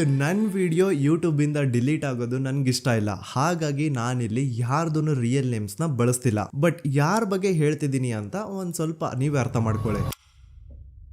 ನೋಡಿ, ಧರ್ಮಸ್ಥಳದಲ್ಲಿ ಮಾಫಿಯಾ ಕೈಂಡ್ ಆಫ್ ನಡೆಸ್ತಿರುವಂತಹ ಒಂದು ವೆರಿ ಪವರ್ಫುಲ್ ಗೌಡ್ರು ಕುಟುಂಬ ಇದೆ. ಇವ್ರ ಹತ್ರ ಬೇಜನ್ ಆಸ್ತಿ, ಬೇಜನ್ ದುಡ್ಡು, ಬೇಜನ್ ಪವರ್, ಬೇಜನ್ ಇನ್ಫ್ಲೂಯೆನ್ಸ್ ಎಲ್ಲಾನು ಇದೆ. ಆ ಊರಲ್ಲಿ ಈ ಗೌಡ್ರು ಕುಟುಂಬದ್ದು ಎಷ್ಟೊಂದು ಕಂಟ್ರೋಲ್ ಇದೆ ಅಂತಂದ್ರೆ ಅವ್ರನ್ನ ಎದುರು ಹಾಕೊಳ್ಳೋರೆ ಯಾರು ಇಲ್ಲ. ಅಂಡ್ ಈ ಒಂದು ಗೌಡ್ರು ಕುಟುಂಬ ಒಂದು ಪ್ರೈವೇಟ್ ಟ್ರಸ್ಟ್ ಹೆಸರಲ್ಲಿ ಒಂದು ವೆರಿ ಪಾಪ್ಯುಲರ್ ದೇವಸ್ಥಾನನ ಸುಮಾರು ವರ್ಷಗಳಿಂದ ತಲೆ ಮಾರುಗಳಿಂದನೂ ನಡ್ಸ್ಕೊಂಡ್ ಬಂದಿರ್ತಾರ. ಅದೇ ಒಂದು ದೇವಸ್ಥಾನದಲ್ಲಿ 60 ವರ್ಷ ವಯಸ್ಸಾಗಿರುವಂತಹ ನಾರಾಯಣ ಅನ್ನೋ ಒಬ್ಬ ವ್ಯಕ್ತಿ ಮಾವುತನಾಗಿ ಕೆಲಸ ಮಾಡ್ತಿರ್ತಾನೆ. ನಾರಾಯಣ ಅವ್ರ ತಂದೆನೂ ಅದೇ ದೇವಸ್ಥಾನದಲ್ಲಿ ಮಾವುತಾಗಿ ಕೆಲಸ ಮಾಡ್ತಾ ಇದ್ರು, ಅವ್ರ ತಂದೆನೂ ಅದೇ ದೇವಸ್ಥಾನದಲ್ಲಿ ಮಾವುತಾಗಿ ಕೆಲಸ ಮಾಡ್ತಾ ಇದ್ರು. ಸೊ ಹೀಗೆ ತಲೆ ಮಾರುಗಳಿಂದ ಮಾವುತಾಗಿನೇ ನಾರಾಯಣನ ಕುಟುಂಬ ಆ ಒಂದು ದೇವಸ್ಥಾನದಲ್ಲಿ ಕೆಲಸ ಮಾಡ್ತಾ ಇರುತ್ತೆ. ಸೊ ಒಮ್ಮೆ ತುಂಬಾ ವರ್ಷಗಳ ಹಿಂದೆ ನಾರಾಯಣ ಅವ್ರ ತಂದೆ ಆ ದೇವಸ್ಥಾನದಲ್ಲಿ ಮಾವುತಾಗಿ ಕೆಲಸ ಮಾಡ್ತಾ ಇರ್ಬೇಕಾದ್ರೆ ಆಗಿನ ದೇವಸ್ಥಾನದ ಧರ್ಮಾಧಿಕಾರಿ ಆ ಮಾವುತನ ಕೆಲ್ಸದ ಮೇಲೆ ಇರುವಂತಹ ನಿಷ್ಠೆ, ಅವನ ನಿಯತ್ತು ಅಂಡ್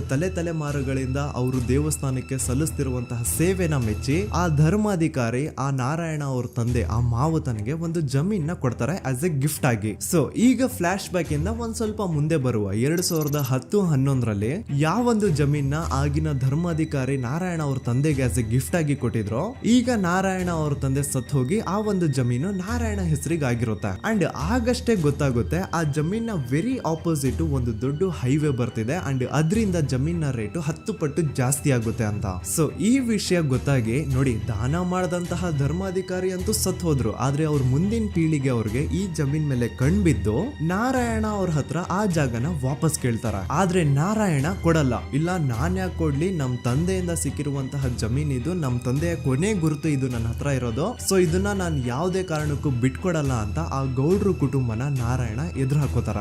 ಆಗ ಗೌಡ್ರು ಕುಟುಂಬದವ್ರಿಗೆ ಕೋಪ ಬಂದು ಅವ್ರೇನ್ ಮಾಡ್ತಾರೆ ಅಂದ್ರೆ ನಾರಾಯಣ ಮನೆಗೆ ನೀರಿನ ಸಪ್ಲೈ ಇರುತ್ತಲ್ವಾ ಅದನ್ನ ಬಂದ್ ಮಾಡ್ತಾರ, ಎಲೆಕ್ಟ್ರಿಸಿಟಿ ಸಪ್ಲೈನು ಕಟ್ ಆಫ್ ಮಾಡ್ತಾರ, ಊರಲ್ಲಿರುವಂತಹ ಎಲ್ಲಾ ಚರಂಡಿಗಳನ್ನ ಕ್ಲೀನ್ ಮಾಡಿ ಆ ಕಸ ಏನಿರುತ್ತೋ ಅದನ್ನ ತಂದು ನಾರಾಯಣ ಮನೆ ಮುಂದೆ ಹಾಕ್ತಾರ. ಇಷ್ಟೇ ಅಲ್ಲ, ನಾರಾಯಣ ಅವ್ರ ಹೆಂಡತಿ ಮಕ್ಕಳು ಎಲ್ಲಾದ್ರೂ ಆಚೆ ಹೋಗ್ತಾ ಬರ್ತಾ ಇದ್ರೆ ಅವ್ರನ್ನ ಕೆಟ್ಟದಾಗ ಬೈಯೋದು, ಹೊಡ್ಕೊಳ್ಳೋದು, ಬಡ್ಕೊಳ್ಳೋದೆಲ್ಲ ಮಾಡ್ತಿರ್ತಾರ. ಇಷ್ಟೆಲ್ಲ ಆಗ್ತಾ ಇದ್ರು ಸ್ಟಿಲ್ ನಾರಾಯಣ ಮಾತ್ರ ಆ ಜಾಗನ ಬಿಟ್ಕೊಡಲ್ಲ. ಆ ಜಾಗದ್ಗೋಸ್ಕರ ನೀನ್ ಬೇಕಿದ್ರೆ ಇದನ್ನೆಲ್ಲ ಸಹಿಸ್ಕೊಂಡಿರಪ್ಪ, ನಮ್ ಕೈಲಂತೂ ಆಗಲ್ಲ ಅಂತ ನಾರಾಯಣನ ಹೆಂಡತಿ ಮಕ್ಕಳು ಅವನ್ನ ಬಿಟ್ಟು ಬೇರೆ ಊರಿಗೆ ಹೋಗ್ಬಿಡ್ತಾರ. ಈಗ ಮನೆಯಲ್ಲಿ ನಾರಾಯಣ ಅಂಡ್ 45 ವರ್ಷ ವಯಸ್ಸಿರುವಂತಹ ನಾರಾಯಣ ಅವ್ರ ತಂಗಿ ಯಮುನಾ ಅವ್ರು ಮಾತ್ರ ಇಬ್ರೇ ಇರ್ತಾ ಇದ್ರು. ಸೊ ಒಂದೊಳ್ಳೆ ಅವಕಾಶ ನೋಡ್ಕೊಂಡು 21 ಸೆಪ್ಟೆಂಬರ್ 2012 ಮನೆಯಲ್ಲಿ ನಾರಾಯಣ ಹಾಗೂ ಯಮುನಾ ಇರ್ಬೇಕಾದ್ರೆ ಯಾರೋ ಮನೆ ಒಳಗಡೆ ನುಗ್ಗಿ ನಾರಾಯಣನ್ಗೆ ಹೊಡೆದು ಯಮುನಾಗೂ ಸಹ ಹೊಡೆದು ನಂತರ ಅವಳು ಮಾಡಿ ದೆನ್ ನಾರಾಯಣ ಹಾಗೂ ಯಮುನನ ತಲೆನ ಒಂದು ರುಬ್ಬೋ ಗುಂಡಿಂದ ಚಚ್ಚಿ ಸಾಯಿಸ್ಬಿಡ್ತಾರ. ಈ ಕೊಲೆ ಆಗಿದ್ದು ಕಳ್ಳತನಗೋಸ್ಕರ ಅಂತ ಪೊಲೀಸ್ ಅವರು ತಮ್ಮ ರಿಪೋರ್ಟ್ ಅಲ್ಲಿ ಬರೀತಾರ. ಆದ್ರೆ ಪಾಯಿಂಟ್ ಏನ್ ಗೊತ್ತಾ, ಆ ಮನೇಲಿ ಒಂದ್ ಸ್ವಲ್ಪನೂ ಹಣ ಆಗ್ಲಿ ಅಥವಾ ಬಂಗಾರ ಆಗ್ಲಿ ಕಳ್ಳತನ ಆಗಿರಲ್ಲ. ಕಳ್ಳತನ ಆಗಿರೋದು ಕೇವಲ ಆ ಮೇನ್ ರೋಡ್ ಅಲ್ಲಿ ಇದ್ದಂತಹ ಪ್ರಾಪರ್ಟಿ ಪೇಪರ್ಸ್. ಎಂತ ಕೋಇನ್ಸಿಡೆನ್ಸ್ ನೋಡಿ, ಯಾವ ಒಂದು ಜಮೀನಿನ ಪತ್ರ ನಾರಾಯಣ ಮನೆಯಿಂದ ಕಳ್ಳತನ ಆಗಿದ್ವೋ ಅದೇ ಒಂದು ಜಮೀನಲ್ಲಿ 10 ವರ್ಷ ಆದ ನಂತರ ಒಂದು ದೊಡ್ಡ ಹೋಟೆಲ್ ಸ್ಥಾಪನೆ ಆಗುತ್ತೆ ಅಂಡ್ ಆ ಹೋಟೆಲ್ ನ ಇನಾಗ್ರೇಷನ್ ಗೆ ಚಿಕ್ಕ ಗೌಡ್ರು ಬರ್ತಾರ. ಸೊ ಈಗೇನು ನಾರಾಯಣ ಹಾಗೂ ಯಮುನನ ಕೊಲೆ ಆಗಿದ್ಯೋ ಇದಾಗಿದ್ದು 20 ದಿನ ಆದ್ಮೇಲೆ ಸೌಜನ್ಯ ಜೊತೆ ಅಂತ ನಿರ್ದಯ ಘಟನೆ ಆಗಿದ್ದು. ಸೊ ಪೊಲೀಸ್ ಅವರು ಸೌಜನ್ಯ ಕೇಸಲ್ಲಿ ಸಂತೋಷ್ ರಾವ್ನ ಫಿಟ್ ಮಾಡೋದಲ್ದೆ ಈ ಒಂದು ನಾರಾಯಣ ಹಾಗೂ ಯಮುನಾ ಕೇಸಲ್ಲೂ ಸಹ ಸಂತೋಷ್ ರಾವ್ನೆ ಫಿಟ್ ಮಾಡಿರ್ತಾರ. ಇಲ್ಲಿ ಡೇಟ್ಸ್ ನ ಸ್ವಲ್ಪ ನೆನ್ಪಿಟ್ಕೊಳ್ಳಿ. ನಾರಾಯಣ ಹಾಗೂ ಯಮುನನ ಕೊಲೆ ಆಗಿದ್ದು 21 ಸೆಪ್ಟೆಂಬರ್ 2012 ಅಂಡ್ ಸಂತೋಷ್ ರಾವ್ ಧರ್ಮಸ್ಥಳ ಬಂದಿದ್ದು 9 ಅಕ್ಟೋಬರ್ 2012, 20 ದಿನ ಆದ್ಮೇಲೆ. ಸೊ ನಾರಾಯಣ ಹಾಗೂ ಯಮುನನ ಕೊಲೆ ಆದಾಗ ಊರಲ್ಲೇ ಇಲ್ದೆ ಎಲ್ಲೋ ಶೃಂಗೇರಿಯಲ್ಲಿ ಯಾವುದೋ ಒಂದು ಹೋಟೆಲ್ ಅಲ್ಲಿ ಕೆಲಸ ಮಾಡ್ತಿದ್ದಂತಹ ಸಂತೋಷ್ ರಾವ್ ಹೇಗೆ ಈ ಒಂದು ಕೇಸಲ್ಲಿ ಆರೋಪಿ ಆಗ್ತಾನೆ? ಸೊ ಇದೇ ಒಂದು ಪಾಯಿಂಟ್ ನ ನೋಟಿಸ್ ಮಾಡಿ ಗಿರೀಶ್ ಮುಟ್ಟಣ್ಣನವರು ಧರ್ಮಸ್ಥಳಕ್ಕೆ ಬಂದು ಸಂತೋಷ್ ನ ಲಾಯರ್ ಜೊತೆ ಡಿಸ್ಕಸ್ ಮಾಡ್ತಾರ. ದೆನ್ ಫೈನಲಿ ಏನೋ ತಪ್ಪು ಮಾಡದೆ ಸುಳ್ಳು ಆರೋಪಗಳಿಂದ ಕರಪ್ಟ್ ಪೊಲೀಸ್ ಆಫೀಸರ್ಸ್ ನ ಮಿಸ್ಲೀಡಿಂಗ್ ಇನ್ವೆಸ್ಟಿಗೇಷನ್ ಇಂದ ಸಂತೋಷ್ ರಾವ್ ತನ್ನ ಜೀವನದ 8-10 ವರ್ಷನ ಜೈಲಲ್ಲಿ ಕಳೆದು ಫೈನಲಿ ರಿಲೀಸ್ ಆಗ್ತಾನೆ. ಒಂಥರ ಈ ಕೇಸಿಂದ ಸಂತೋಷ್ ರಾವ್ನ ಇಡೀ ಲೈಫ್ ಸ್ಪಾಯ್ಲ್ ಆಗೋಯ್ತು. ಈಗ ಸಂತೋಷ್ ರಾವ್ ರಿಯಲ್ ಆರೋಪಿ ಅಲ್ಲ ಅಂತ ಕೋರ್ಟ್ ಅಲ್ಲಿ ಪ್ರೂವ್ ಆಯ್ತು. ಹಾಗಿದ್ರೆ ರಿಯಲ್ ಆರೋಪಿ ಯಾರು? ಪೊಲೀಸ್ ಅವರು ಯಾಕೆ ಕೇಸಲ್ಲಿ ಇಷ್ಟೊಂದು ಅನ್ಫೇರ್ ಇನ್ವೆಸ್ಟಿಗೇಷನ್ ಮಾಡಿದ್ರು? ಯಾರ ರಿಯಲ್ ಹೆಸರನ್ನ ಮುಚ್ಚಿಡ್ಲಿಕ್ಕೆ ಪೊಲೀಸ್ ಆಫೀಸರ್ಸ್ ಈ ಒಂದು ಕೇಸಲ್ಲಿ ಸಂತೋಷ್ ರಾವ್ನ ಸಿಗ್ಹಾಕ್ಸಿದ್ರು? ಇದೆಲ್ಲ ಥಿಂಕ್ ಮಾಡ್ತಾ ಹೋದ್ರೆ ನೋಡಿ ಆ ಊರಲ್ಲಿ ಆ ಪೊಲೀಸ್ ಆಫೀಸರ್ಸ್ಗೆ ಲಂಚ ಕೊಡೋಷ್ಟು, ಒಂದು ಪೊಲೀಸ್ ಇನ್ವೆಸ್ಟಿಗೇಷನ್ ನ ಸ್ಟಾಪ್ ಮಾಡೋಷ್ಟು ಅಥವಾ ಇನ್ವೆಸ್ಟಿಗೇಷನ್ ನ ಮಿಸ್ಲೀಡ್ ಮಾಡೋಷ್ಟು ಇನ್ಫ್ಲುಯೆನ್ಸ್ ಆಗ್ಲಿ, ಪವರ್ ಆಗ್ಲಿ ಅಥವಾ ಮನಿ ಆಗ್ಲಿ ಊರಿನ ಗೌಡ್ರು ಹತ್ರ ಮಾತ್ರ ಇದ್ದಿದ್ದು. ಸೊ ಈಗ ಸಂಶಯದ ಮುಳ್ಳು ಗೌಡ್ರು ಕಡೆ ತಿರುಗುತ್ತಾ ನೋಡಿ. ಪೊಲೀಸ್ ಅವರು ಸುಮ್ನೆ ಸಂತೋಷ್ ರಾವ್ನ ನಾರಾಯಣ ಹಾಗೂ ಯಮುನಾ ಕೇಸಲ್ಲಿ ಫಿಟ್ ಮಾಡಿದ್ರು. ಈಗ ಆ ಒಂದು ಕೊಲೆ ಪ್ರಕರಣಕ್ಕೂ ಸಂತೋಷ್ ರಾವ್ಗೂ ಏನು ಸಂಬಂಧನೇ ಇರಲಿಲ್ಲ. ಹಂಗೆ ಥಿಂಕ್ ಮಾಡಿ ನಾರಾಯಣ ಸತ್ರೆ ಅಥವಾ ಅವನ ತಂಗಿ ಯಮುನಾ ಸತ್ರೆ ಯಾರಿಗ ಅಡ್ವಾಂಟೇಜ್ ಆಗುತ್ತೆ? ಊರಿನ ಗೌಡ್ರಿಗೆ, ಯಾಕಂದ್ರೆ ಅವ್ರಿಗೆ ಜಮೀನ್ ಸಿಗುತ್ತಾ. ಸೊ ಈಗ ನಾರಾಯಣ ಹಾಗೂ ಯಮುನಾ ಕೇಸಲ್ಲಿ ಸಂತೋಷ್ ರಾವ್ ಆರೋಪಿ ಅಲ್ಲ ಅಂತ ಪ್ರೂವ್ ಆದ್ಮೇಲೆ ಹಾಗಿದ್ರೆ ಆ ಕೊಲೆ ಮಾಡ್ದವ್ರು ಯಾರು ಅಂತ ಹಾಗೆ ಥಿಂಕ್ ಮಾಡಿದ್ರೆ ಗಿರೀಶ್ ಮುಟ್ಟಣ್ಣನವರಿಗೆ ಆ ಊರಿನ ಗೌಡ್ರ ಮೇಲೆ ಡೌಟ್ ಬರುತ್ತೆ. ಅದೇ ಒಂದು ಡೌಟ್ ಅಲ್ಲಿ ಗಿರೀಶ್ ಮುಟ್ಟಣ್ಣನವರು ಮಹೇಶ್ ತಿಮ್ರೊಡ್ಡಿ ಅಂತ ಇನ್ನೊಬ್ರ ಜೊತೆ ಸೇರ್ಕೊಂಡು ಈ ಹಿಂದೆ ಆ ಒಂದು ಊರಲ್ಲಿ ಆ ಧರ್ಮಸ್ಥಳದಲ್ಲಿ ಈ ಊರಿನ ಗೌಡ್ರು ಯಾವ್ದ್ಯಾವ್ದೆಲ್ಲ ಕ್ರೈಮ್ಗಳು ಮಾಡಿದಾರೆ ಅಂತ ಊರಿನ ಜನರಿಂದ ತಿಳ್ಕೊತಾರ. ನಂತರ ಆ ಊರಿನ ಜನ ಯಾವ್ದ್ಯಾವ್ದೆಲ್ಲ ಮ್ಯಾಟರ್ಸ್ ಹೇಳಿದ್ರು ಆ ಕೇಸ್ ಫೈಲ್ಸ್ ನೆಲ್ಲ ತಿರುಗಿಸಿ ಮುರುಗಿಸಿ ನೋಡಿದಾಗ ನೀವು ನಂಬಲ್ಲ, ಸೌಜನ್ಯ ಕೇಸ್ ಏನೇನು ಅಲ್ಲ, ಅದಕ್ಕಿಂತ ಭೀಕರ ಕೊಲೆಗಳು ಧರ್ಮಸ್ಥಳದಲ್ಲಿ ಆಗಿವೆ ಅಂಡ್ ಎಲ್ಲಾ ಕೊಲೆಗಳ ಹಿಂದೆ ಗೌಡ್ರು ಕುಟುಂಬದ್ದೇ ಕೈ ಇದೆ ಅಂತ ಎದ್ದು ಕಾಣಿಸುತ್ತೆ. 1977 ವೇದಾವಲ್ಲಿ ಕೇಸ್. ಧರ್ಮಸ್ಥಳ ಹತ್ತಿರ SDM ಪ್ರೈಮರಿ ಅಂಡ್ ಹೈಸ್ಕೂಲ್ ಅಂತ ಒಂದು ಸ್ಕೂಲ್ ಇರುತ್ತೆ ಅಂಡ್ ಈ ಒಂದು ಪ್ರೈವೇಟ್ ಸ್ಕೂಲ್ ಬೇರೆ ಯಾರ್ದು ಅಲ್ಲ, ಆ ಗೌಡ್ರು ಕುಟುಂಬದ. ಈ ಸ್ಕೂಲ್ ಅಲ್ಲಿ 1977 ಅಲ್ಲಿ ವೇದಾವಲ್ಲಿ ಅಂತ ಒಬ್ರು ಟೀಚರ್ ವರ್ಕ್ ಮಾಡ್ತಿರ್ತಾರ. ವೇದಾವಲ್ಲಿ ಆ ಟೀಚರ್ ಜಾಬ್ಗೆ ತುಂಬಾನೇ ಓವರ್ ಕ್ವಾಲಿಫೈಡ್. ಅವರ ಕ್ವಾಲಿಫಿಕೇಶನ್ಸ್ ನ ಗಮನದಲ್ಲಿ ಇಟ್ಕೊಂಡ್ರೆ ಅವ್ರಿಗೆ HM ಅಥವಾ ಪ್ರಿನ್ಸಿಪಲ್ ನ ಪೋಸ್ಟ್ ಸಿಗ್ಬೇಕು. ಆದ್ರೂ ಸಹ ವೇದಾವಲ್ಲಿ ಆಸ್ ಎ ಟೀಚರ್ ಆಗಿನೇ ಕೆಲಸ ಮಾಡ್ಕೊಂಡು ಹೋಗ್ತಿರ್ತಾರ. ಒಮ್ಮೆ ಏನಾಗುತ್ತೆ, ಸ್ಕೂಲ್ ಅಲ್ಲಿ ಪ್ರಿನ್ಸಿಪಲ್ ನ ಪೋಸ್ಟ್ ಖಾಲಿ ಆಗುತ್ತೆ ಅಂಡ್ ಆ ಒಂದು ಪೋಸ್ಟ್ ಗೆ ಎಲ್ರು ಏನ್ ಅನ್ಕೊಳ್ತಾರೆ, ವೇದಾವಲ್ಲಿನೇ ಸೆಲೆಕ್ಟ್ ಮಾಡೋದು ಅಂತ. ಆದ್ರೆ ವೇದಾವಲ್ಲಿಯ ಕ್ಯಾಸ್ಟ್ ಬೇರೆ ಇದೆ ಅನ್ನೋ ಒಂದೇ ಒಂದು ಕಾರಣಕ್ಕೆ ಆ ಪ್ರಿನ್ಸಿಪಲ್ ನ ಪೋಸ್ಟ್ ವೇದಾವಲ್ಲಿಗೆ ಸಿಗದೆ ಬೇರೆ ಯಾರನ್ನೋ ತಂದು ಕೂರಿಸ್ಬಿಟ್ಟಿರ್ತಾರ. ಇದರಿಂದ ಟೀಚರ್ ವೇದಾವಲ್ಲಿಗೆ ತುಂಬಾ ಕೋಪ ಬಂದು ಅವ್ರ ಸ್ಕೂಲ್ ಮುಂದೆ ಪ್ರೊಟೆಸ್ಟ್ ಮಾಡೋದ್ ಸ್ಟಾರ್ಟ್ ಮಾಡ್ತಾರ ಅಂಡ್ ಈ ವಿಷಯ ಸ್ಕೂಲ್ ನ ಓನರ್ಸ್ ಗೆ ಇಷ್ಟ ಆಗಲ್ಲ. ಸೊ ಅವರು ಆ ಕೋಪನ ಹಾಗೆ ಮನ್ಸಲ್ಲಿ ಇಟ್ಕೊಂಡಿರ್ತಾರ. ಒಮ್ಮೆ ಏನಾಗುತ್ತೆ, ಸ್ಕೂಲ್ ರಜೆ ಇರುತ್ತೆ, ವೇದಾವಲ್ಲಿ ಮನೇಲಿ ಇರ್ತಾರ ಅಂಡ್ ಅವ್ರ ಹಸ್ಬೆಂಡ್ ಡಾಕ್ಟರ್ ಅರಳೆ ಅವ್ರಿಗೆ ಯಾವ್ದೋ ಬೇರೆ ಊರಲ್ಲಿ ಒಂದು ಕಾಲೇಜಲ್ಲಿ ಸೆಮಿನಾರ್ ಏನೋ ಇರುತ್ತೆ. ಸೊ ಅವರು ಅಲ್ಲಿಗೆ ಹೋಗಿರ್ತಾರೆ. ಈಗ ಮನೇಲಿ ಇರೋದು ವೇದಾವಲ್ಲಿ ಒಂದೇ. ಇದೇ ಒಂದು ಅವಕಾಶನ ನೋಡ್ಕೊಂಡು ಯಾರೋ ವೇದಾವಲ್ಲಿ ಅವ್ರ ಮನೆಗೆ ನುಗ್ಗಿ ವೇದಾವಲ್ಲಿಗೆ ಹೊಡೆದು ನಂತರ ಅವ್ರನ್ನ ಜೀವಂತವಾಗಿ ಸುಟ್ಬಿಡ್ತಾರ. ಸ್ವಲ್ಪ ಹೊತ್ತು ನಂತರ ರಾತ್ರಿ ಆಗ್ತಿದ್ದಂಗೆ ಡಾಕ್ಟರ್ ಅರಳೆ ಅವರು ಮನೆಗೆ ವಾಪಸ್ ಬರ್ತಾರೆ ಅಂಡ್ ಮನೆ ಒಳಗಡೆ ಬಂದ್ ನೋಡಿದ್ರೆ ವೇದಾವಲ್ಲಿ ಅವರು ಸತ್ ಹೋಗಿ ಅವರ ಬಾಡಿ ಸುಟ್ ಹೋಗಿ ನೆಲದ ಮೇಲೆ ಬಿದ್ದಿದೆ. ಹೆಂಡತಿನ ಕಳ್ಕೊಂಡಿರುವಂತಹ ದುಃಖನ ಸೈಡ್ಗೆ ಇಟ್ಟು ಡಾಕ್ಟರ್ ಅರಳೆ ಅವರು ಮೊದ್ಲು ಪೊಲೀಸ್ ಸ್ಟೇಷನ್ಗೆ ಹೋಗ್ಬಿಟ್ಟು ನಮ್ ಮನೆಗೆ ನಾನು ಇಲ್ದೇ ಇರುವಂತಹ ಸಮಯನ ನೋಡ್ಕೊಂಡು ಯಾರೋ ಮನೆ ಒಳಗಡೆ ನುಗ್ಗಿ ನನ್ನ ಹೆಂಡತಿನ ಹೊಡೆದು ನಂತರ ಅವಳನ್ನ ತುಂಬಾ ಭೀಕರವಾಗಿ ಸಾಯಿಸಿದರೆ ಅಂತ ಪೊಲೀಸ್ ಅವ್ರಿಗೆ ರಿಪೋರ್ಟ್ ಕೊಡಕ್ ಹೋದ್ರೆ ಅಲ್ಲಿ ಪೊಲೀಸ್ ಅವರು ಉಲ್ಟಾ ಡಾಕ್ಟರ್ ಅರಳೆ ಮೇಲೆನೆ FIR ಬರ್ದು ನೀನೇ ನಿನ್ ಹೆಂಡತಿನ ಸಾಯಿಸಿದ್ಯಾ, ನಾಟಕ ಮಾಡಬೇಡ ಅಂತ ಅವ್ರನ್ನೇ ಅರೆಸ್ಟ್ ಮಾಡ್ಬಿಡ್ತಾರ. ನಂತರ 2-3 ವರ್ಷ ಜೈಲಲ್ಲೇ ಇದ್ದು ಡಾಕ್ಟರ್ ಅರಳೆ ಅವರು ತಮ್ಮ ಫ್ರೆಂಡ್ಸ್ ಅಂಡ್ ಫ್ಯಾಮಿಲಿ ಮೂಲಕ ಎವಿಡೆನ್ಸ್ ನೆಲ್ಲ ಕಲೆಕ್ಟ್ ಮಾಡಿಸಿ ತಾನ ಕೊಲೆನ ಮಾಡಿಲ್ಲ, ತಾನ್ ತನ್ನ ಹೆಂಡತಿನ ಸಾಯಿಸಿಲ್ಲ ಅಂತ ಕೋರ್ಟ್ ಅಲ್ಲಿ ಪ್ರೂವ್ ಮಾಡ್ಕೊಂಡು ಜೈಲಿಂದ ರಿಲೀಸ್ ಆಗ್ತಾರ. ಸೊ ಈಗ ಡಾಕ್ಟರ್ ಅರಳೆ ಅವರು ಈ ಒಂದು ಕ್ರೈಮ್ ನ ಮಾಡಿಲ್ಲ ಅಂತಂದ್ರೆ ವೇದಾವಲ್ಲಿನ ಅಷ್ಟು ಭೀಕರವಾಗಿ ಸಾಯಿಸಿದವ್ರು ಯಾರು, ಈ ವಿಷಯ ಇವತ್ತಿನವರೆಗೂ ಗೊತ್ತಾಗಿಲ್ಲ. 1986 ಅಲ್ಲಿ ನಡೆದಂತಹ ಪದ್ಮಲತಾ ಕೇಸ್. ಪದ್ಮಲತಾ ಅವ್ರ ತಂದೆ ಕಮ್ಯುನಿಸ್ಟ್ ಪಾರ್ಟಿನ ಲೀಡರ್ ಇರ್ತಾರೆ. ಅವ್ರ ರಿಯಲ್ ನೇಮ್ ಏನು ಅಂತ ನಮಗ್ ಗೊತ್ತಾಗಿಲ್ಲ, ಬಟ್ ಈ ವಿಡಿಯೋದಲ್ಲಿ ಅವ್ರ ಹೆಸರು ಲಕ್ಷ್ಮಣ್ ಅಂತ ಅನ್ಕೊಳ್ಳಿ. ಸೊ ಕಮ್ಯುನಿಸ್ಟ್ ಪಾರ್ಟಿನ ಲೀಡರ್ ಇರುವಂತಹ ಲಕ್ಷ್ಮಣ್ ಅವ್ರಿಗೆ ಊರಲ್ಲಿ ತುಂಬಾನೇ ಸಪೋರ್ಟ್ ಇರುತ್ತೆ, ಊರಿನ ಜನರ ಫೇವ್ರೇಟ್ ಇರ್ತಾರೆ ಇವರು. ಅಂಡ್ ಅದೇ ವರ್ಷ ಅಂದ್ರೆ 1986 ಅಲ್ಲಿ ಪಂಚಾಯತ್ ಎಲೆಕ್ಷನ್ ಬೇರೆ ಇರುತ್ತೆ ಅಂಡ್ ಎಲ್ರಿಗೂ ಗೊತ್ತಿತ್ತು ಲಕ್ಷ್ಮಣೆ ಗೆಲ್ಲೋದು ಅಂತ. ಆ ಪಂಚಾಯತ್ ಎಲೆಕ್ಷನ್ ಅಲ್ಲಿ ಲಕ್ಷ್ಮಣ್ಣ ಆಪೋಸಿಟ್ ಗೌಡ್ರಿಗೆ ತುಂಬಾ ಬೇಕಾಗಿರೋರು ಒಬ್ರು ನಿಂತಿರ್ತಾರ ಅಂಡ್ ಅವ್ರಿಗೂ ಗೊತ್ತಿತ್ತು ಎಲೆಕ್ಷನ್ ಏನಾದ್ರು ಆದ್ರೆ ಲಕ್ಷ್ಮಣ ಎಲೆಕ್ಷನ್ ಅಲ್ಲಿ ಗೆಲ್ಲೋದು ಅಂತ. ಸೊ ಎಲ್ಲಿ ಸೋತೋಗ್ಬಿಡ್ತೀವೋ ಅನ್ನೋ ಭಯಕ್ಕೆ ಆ ಗೌಡ್ರು ಕಡೆ ಅವ್ರು ಏನ್ ಮಾಡ್ತಾರೆ, ಲಕ್ಷ್ಮಣ್ಣ ಅಪ್ರೋಚ್ ಮಾಡಿ ಮುಚ್ಕೊಂಡು ಈ ಪಂಚಾಯತ್ ಎಲೆಕ್ಷನ್ ಅಲ್ಲಿ ನಿನ್ ನಾಮಿನೇಷನ್ ನ ಕ್ಯಾನ್ಸಲ್ ಮಾಡು ಅಂತ ವಾರ್ನಿಂಗ್ ಕೊಡ್ತಾರ. ಆದ್ರೆ ಲಕ್ಷ್ಮಣ್ ಅವರು ಅಂಜದೆ ನೀವ್ ಏನ್ ಮಾಡ್ತಿರೋ ಮಾಡ್ಕೊಳ್ರಿ, ಆದ್ರೆ ನಾನ್ ಮಾತ್ರ ನಾಮಿನೇಷನ್ ನ ಕ್ಯಾನ್ಸಲ್ ಮಾಡಲ್ಲ ಅಂತ ಆ ಗೌಡ್ರು ಕುಟುಂಬನ ಎದುರು ಹಾಕೋತಾರ. ದೆನ್ ಎಂತ ಕೋಇನ್ಸಿಡೆನ್ಸ್ ನೋಡಿ, ನೆಕ್ಸ್ಟ್ ಡೇನೆ ಲಕ್ಷ್ಮಣ್ ಅವ್ರ ಮಗಳು ಪದ್ಮಲತಾ ಕಿಡ್ನಾಪ್ ಆಗ್ತಾಳ. ಸುಮಾರು 56 ದಿನ ಅವಳನ್ನ ಯಾರೋ ಕಿಡ್ನಾಪ್ ಮಾಡ್ತಾರೆ ಅಂಡ್ ಆ 56 ದಿನ ಡೈಲಿ ಅವಳನ್ನ ಶೋಷಣೆ ಕೂಡ ಮಾಡ್ತಾರ. ನಂತರ 56 ದಿನ ಆದ್ಮೇಲೆ ಪದ್ಮಲತನ ಬಾಡಿ ನೇತ್ರಾವತಿ ನದಿಲಿ ತೇಲ್ತಾ ಸಿಗುತ್ತಾ. ಆಸ್ ಎಕ್ಸ್ಪೆಕ್ಟೆಡ್ ಈ ಕೇಸಲ್ಲೂ ಪೊಲೀಸ್ ಅವ್ರ ಕಡೆಯಿಂದ ಪ್ರಾಪರ್ ಇನ್ವೆಸ್ಟಿಗೇಷನ್ ಆಗಲ್ಲ ಅಂಡ್ ಯಾರ್ ಪದ್ಮಲತನ ಕಿಡ್ನಾಪ್ ಮಾಡಿದ್ರು, ಯಾರು ಅವಳನ್ನ 15 ದಿನವರೆಗೂ ಶೋಷಣೆ ಮಾಡಿ ನಂತರ ಅವಳನ್ನ ಅಷ್ಟು ಭೀಕರವಾಗಿ ಸಾಯಿಸಿದ್ರು ಅಂತ ಇವತ್ತಿನ ದಿನದವರೆಗೂ ಗೊತ್ತಾಗಿಲ್ಲ. ಮತ್ತೆ ನಮಗೆ ಗೊತ್ತಾದದು 22ಕ್ಕೆ ಸ್ಕೂಲ್ ಡೇ 56 ದಿನ ಕಳೆದು ಹೊಳೆಯಲ್ಲಿ ಹೆಣ ಉಂಡು ಅಂತ ಕೇಳಿ ಪೊಲೀಸಿನವರು ಬರುವಾಗ ಬಂದು ಹೇಳುವಾಗ ನಮಗೆ ಗೊತ್ತಾದ. ಅವರು ನನ್ನನ್ನು ಕರ್ಕೊಂಡೋಗಿ ಅಲ್ಲಿ ಹೋಗಿವೆ. ಇನ್ನೊಂದು ಲಾಸ್ಟ್ ಕೇಸ್ ಇದೆ, ಇದು ಅರ್ಲಿ 2000 ಅಲ್ಲಿ ನಡೆದಿರೋದು. ಇವ್ರದ್ದು ಅಷ್ಟಾಗಿ ಡೀಟೇಲ್ಸ್ ನಾನು ಹೇಳಲ್ಲ, ಜಸ್ಟ್ ಮೇಲ್ ಹೇಳ್ತೀನಿ. 2000 ಇಸ್ವಿಯಲ್ಲಿ ಧರ್ಮಸ್ಥಳದಲ್ಲಿ 2 ಫಿನಾನ್ಸ್ ಬ್ಯಾಂಕ್ ಇರ್ತಾವೆ. ಒಂದು ಅಗೇನ್ ರಿಯಲ್ ನೇಮ್ ತಗೊಳ್ಳೋದು ಬೇಡ, ಲೈಕ್ ಜಸ್ಟ್ ಸಹಕಾರ ಗ್ರಾಮೀಣ ಬ್ಯಾಂಕ್ ಅನ್ಕೊಳ್ಳಿ. ಅಂಡ್ ಇನ್ನೊಂದು ಬಂದ್ಬಿಟ್ಟು SDM ಫೈನಾನ್ಸ್ ಪ್ರೈವೇಟ್ ಲಿಮಿಟೆಡ್. ಈ SDM ಫೈನಾನ್ಸ್ ಪ್ರೈವೇಟ್ ಲಿಮಿಟೆಡ್ ಬಂದು ಗೌಡ್ರು ಕುಟುಂಬ ಅವ್ರಿಗೆ ಸೇರಿದ್ದು. ಆ ಕಡೆ ಇವ್ರ ಆಪೋಸಿಟ್ ಏನದು ಗ್ರಾಮೀಣ ಬ್ಯಾಂಕ್ ಇತ್ತು, ಅದರಲ್ಲಿ ಒಬ್ಬ ಮ್ಯಾನೇಜರು ಬಡವ್ರಿಗೆ ಸಹಾಯ ಆಗ್ಲಿ ರೈತರಿಗೆ ಸಹಾಯ ಆಗ್ಲಿ ಅಂತ ತುಂಬಾ ಕಡಿಮೆ ಬಡ್ಡಿಗೆ ಲೋನ್ ಕೊಡ್ತಿರ್ತಾನೆ. ಇದ್ರಿಂದಾಗಿ ಧರ್ಮಸ್ಥಳದಲ್ಲಿ ಆಲ್ಮೋಸ್ಟ್ ಎಲ್ಲಾ ಕಸ್ಟಮರ್ಸ್ ಆ ಗ್ರಾಮೀಣ ಬ್ಯಾಂಕ್ ಕಡೆಗೆ ಹೋಗ್ತಿರ್ತಾರೆ.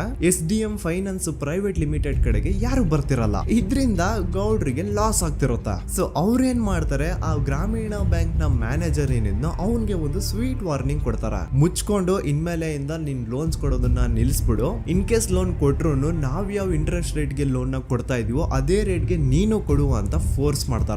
ಆದ್ರೆ ಆ ಗ್ರಾಮೀಣ ಬ್ಯಾಂಕ್ ನ ಮ್ಯಾನೇಜರ್ ಇದ್ಯಾವುದನ್ನು ಕಿವಿಗೆ ಹಾಕೊಳ್ಳಾರ್ದೆ ಅವ್ನ್ ಕೆಲಸ ಅವ್ನ್ ಮಾಡ್ಕೊಂಡು ಹೋಗ್ತಾನ. ದೆನ್ ಸಡನ್ಲಿ ಒಂದು ದಿನ ಬ್ಯಾಂಕ್ ಮ್ಯಾನೇಜರ್ ನ ಹೆಂಡತಿನ ಮನೆ ಒಳಗಡೆನೆ ನುಗ್ಗಿ ಯಾರು ಮಾಡಿ ತುಂಬಾ ಭೀಕರವಾಗಿ ಸಾಯಿಸ್ಬಿಡ್ತಾರ. ಇದರ ರಿಗಾರ್ಡಿಂಗ್ ಆ ಬ್ಯಾಂಕ್ ಮ್ಯಾನೇಜರ್ ಪೊಲೀಸ್ ಸ್ಟೇಷನ್ ಅಲ್ಲಿ ಕಂಪ್ಲೇಂಟ್ ಕೊಡಕ್ ಹೋದ್ರೆ ಪೊಲೀಸ್ ಅವರು ಉಲ್ಟಾ ಆ ಬ್ಯಾಂಕ್ ಮ್ಯಾನೇಜರ್ ಹೆಸರಲ್ಲೇ FIR ಬರ್ದು ನೀನೇ ನಿನ್ ಹೆಂಡತಿನ ಸಾಯಿಸಿದ್ಯಾ ಅಂತ ಅವನ್ನೇ ಅರೆಸ್ಟ್ ಮಾಡ್ಬಿಡ್ತಾರ. ನಂತರ ಒಂದ್ 2-3 ವರ್ಷ ಆ ಬ್ಯಾಂಕ್ ಮ್ಯಾನೇಜರ್ ಜೈಲಲ್ಲಿ ಇರ್ತಾನೆ. ಅದಾದ್ಮೇಲೆ ಅವನ ಕ್ರೈಮ್ ನ ಮಾಡಿಲ್ಲ ಅಂತ ಕೋರ್ಟ್ ಅಲ್ಲಿ ಪ್ರೂವ್ ಆಗುತ್ತೆ. ಆದ್ರೆ ರಿಯಲ್ ಕ್ರೈಮ್ ಮಾಡಿದವರು ಯಾರು ಅಂತ still it's A question mark. And ಇನ್ನೊಂದು ನಾರಾಯಣ ಅಂಡ್ ಯಮುನಾ ಕೇಸ್ ಬಗ್ಗೆ ಅಂತೂ ನಾನು ಆಗ್ಲೇ ನಿಮ್ಗೆ ಎಕ್ಸ್ಪ್ಲೇನ್ ಮಾಡಿದೆ. ಸೊ ಎಂತ ಕೋ ಇನ್ಸಿಡೆಂಟ್ಸ್ ಗಳು ನೋಡಿ, ಯಾರೆಲ್ಲ ಆ ಧರ್ಮಸ್ಥಳದಲ್ಲಿ ಗೌಡ್ರು ಕುಟುಂಬನ ಎದುರಾಕೊಂಡಿದಾರೋ ಅವ್ರ ಜೀವನದಲ್ಲಿ ಏನೋ ಒಂದು ತುಂಬಾ ದೊಡ್ಡ ದುರಂತ ನಡೆದು ಹೋಗುತ್ತಾ. ಅಂಡ್ ಸರ್ಪ್ರೈಸಿಂಗ್ಲಿ ಅವ್ರ ಕೇಸಲ್ಲಿ ಪೊಲೀಸ್ ಅವ್ರ ಕಡೆಯಿಂದ ಪ್ರಾಪರ್ ಇನ್ವೆಸ್ಟಿಗೇಷನ್ ಆಗಲ್ಲ. ಅಂಡ್ ಯಾರ ಆ ಕ್ರೈಮ್ ನ ಮಾಡಿದ್ರು ಅಂತ ಯಾವತ್ತೂ ಹೊರಗೆ ಬರೋದೇ ಇಲ್ಲ. ಸೊ ಈ ಗೌಡ್ರು ಕುಟುಂಬದವರು ಧರ್ಮಸ್ಥಳದಲ್ಲಿ ಬೇಜನ್ ಕರ್ಮಕಾಂಡಗಳನ್ನ ಮಾಡಿದ್ದಾರೆ. ಅಂಡ್ ಅವ್ರ ಪವರ್ ಅಂಡ್ ಅವ್ರಿಗಿರುವಂತಹ ಇನ್ಫ್ಲೂಯೆನ್ಸ್ ಇಂದ ಆ ಎಲ್ಲಾ ಕೇಸ್ ನ ಮುಚ್ಚಾಕಿದ್ದಾರೆ ಅಂತ ಮಹೇಶ್ ಹಾಗೂ ಗಿರೀಶ್ ಮುಟ್ಟಣ್ಣನವರ ಹೇಳಿಕೆ ಆಗಿದೆ. ಸೊ ಗೌಡ್ರು ಫ್ಯಾಮಿಲಿನ ಟ್ರ್ಯಾಕ್ ರೆಕಾರ್ಡ್ ನೋಡಿದ್ರೆ ಧರ್ಮಸ್ಥಳದಲ್ಲಿ ಒಂದು ಹುಡುಗಿನ ರೇಪ್ ಅಂಡ್ ಮರ್ಡರ್ ಮಾಡಿ ದೆನ್ ಪೊಲೀಸ್ ಅವ್ರಿಗೆ ಲಂಚ ಕೊಟ್ಟು ಇನ್ವೆಸ್ಟಿಗೇಷನ್ ನ ಮಿಸ್ಲೀಡ್ ಮಾಡೋಷ್ಟು ಪವರ್ ಇನ್ಫ್ಲೂಯೆನ್ಸ್ ಈ ಗೌಡ್ರು ಕುಟುಂಬಕ್ಕೆ ಮಾತ್ರ ಇರೋದು. ಈಗ ಸಂತೋಷ್ ರಾವ್ ಅಂತೂ ಸೌಜನ್ಯ ಕೇಸಲ್ಲಿ ಆರೋಪಿ ಅಲ್ಲ ಅಂತ ಪ್ರೂವ್ ಆಯ್ತು. ಹಾಗಿದ್ರೆ ರಿಯಲ್ ಆರೋಪಿ ಯಾರು? ನೆನಪು ಮಾಡ್ಕೊಳ್ಳಿ, 11 ಅಕ್ಟೋಬರ್ 2012 ಸಂಜೆ 5 ಗಂಟೆ ಹಾಗೆ ಬಾಹುಬಲಿ ಬೆಟ್ಟದಲ್ಲಿ ಸಂತೋಷ್ ರಾವ್ ತನ್ನ ಪಾಡಿಗೆ ತಾನು ಸೀನರೀಸ್ ನ ಎಂಜಾಯ್ ಮಾಡ್ಕೊಂಡು ಸುಮ್ನೆ ಕೂತಿರ್ಬೇಕಾದ್ರೆ ಅವನ ಹತ್ರ 5 ಜನ ಕಿಡಿಗೇಡಿಗಳು ಬಂದು ಜಗಳ ತೆಗಿತಾರ. ಆ 5 ಜನ ಕಿಡಿಗೇಡಿಗಳು ಯಾರು ಅಂತ ನಾನು ಇಲ್ಲಿವರೆಗೂ ನಿಮ್ಗೆ ಹೇಳಿಲ್ಲ. ಸೊ ಅವರು ಬೇರೆ ಯಾರು ಅಲ್ಲ, ಚಿಕ್ಕ ಗೌಡ್ರು ಮಗ ನಿಶಾಂತ್ ಜೈನ್ ನ ವೆರಿ ಕ್ಲೋಸ್ ಫ್ರೆಂಡ್ಸ್. ಅವ್ರು ದಣಿ ಮಾಡಿರುವಂತಹ ಕ್ರೈಮ್ ಅಲ್ಲಿ ಬೇರೆ ಯಾರನ್ನಾದ್ರೂ ಸಿಗಿಸ್ಬೇಕಲ್ಲ ಅಂತ ಇವ್ರು ಬಕ್ರ ಹುಡುಕ್ತಾ ಇರ್ಬೇಕಾದ್ರೆ ಆಗ ಇವ್ರಿಗೆ ಸಿಗೋದೆ ಸಂತೋಷ್ ರಾವ್. ಅಗೇನ್ ಇನ್ನೊಂದು ಎಂತ ಕೋಇನ್ಸಿಡೆನ್ಸ್ ನೋಡಿ, ಸಂತೋಷ್ ರಾವ್ ಸೌಜನ್ಯ ಕೇಸಲ್ಲಿ ಅರೆಸ್ಟ್ ಆದ ನಂತರ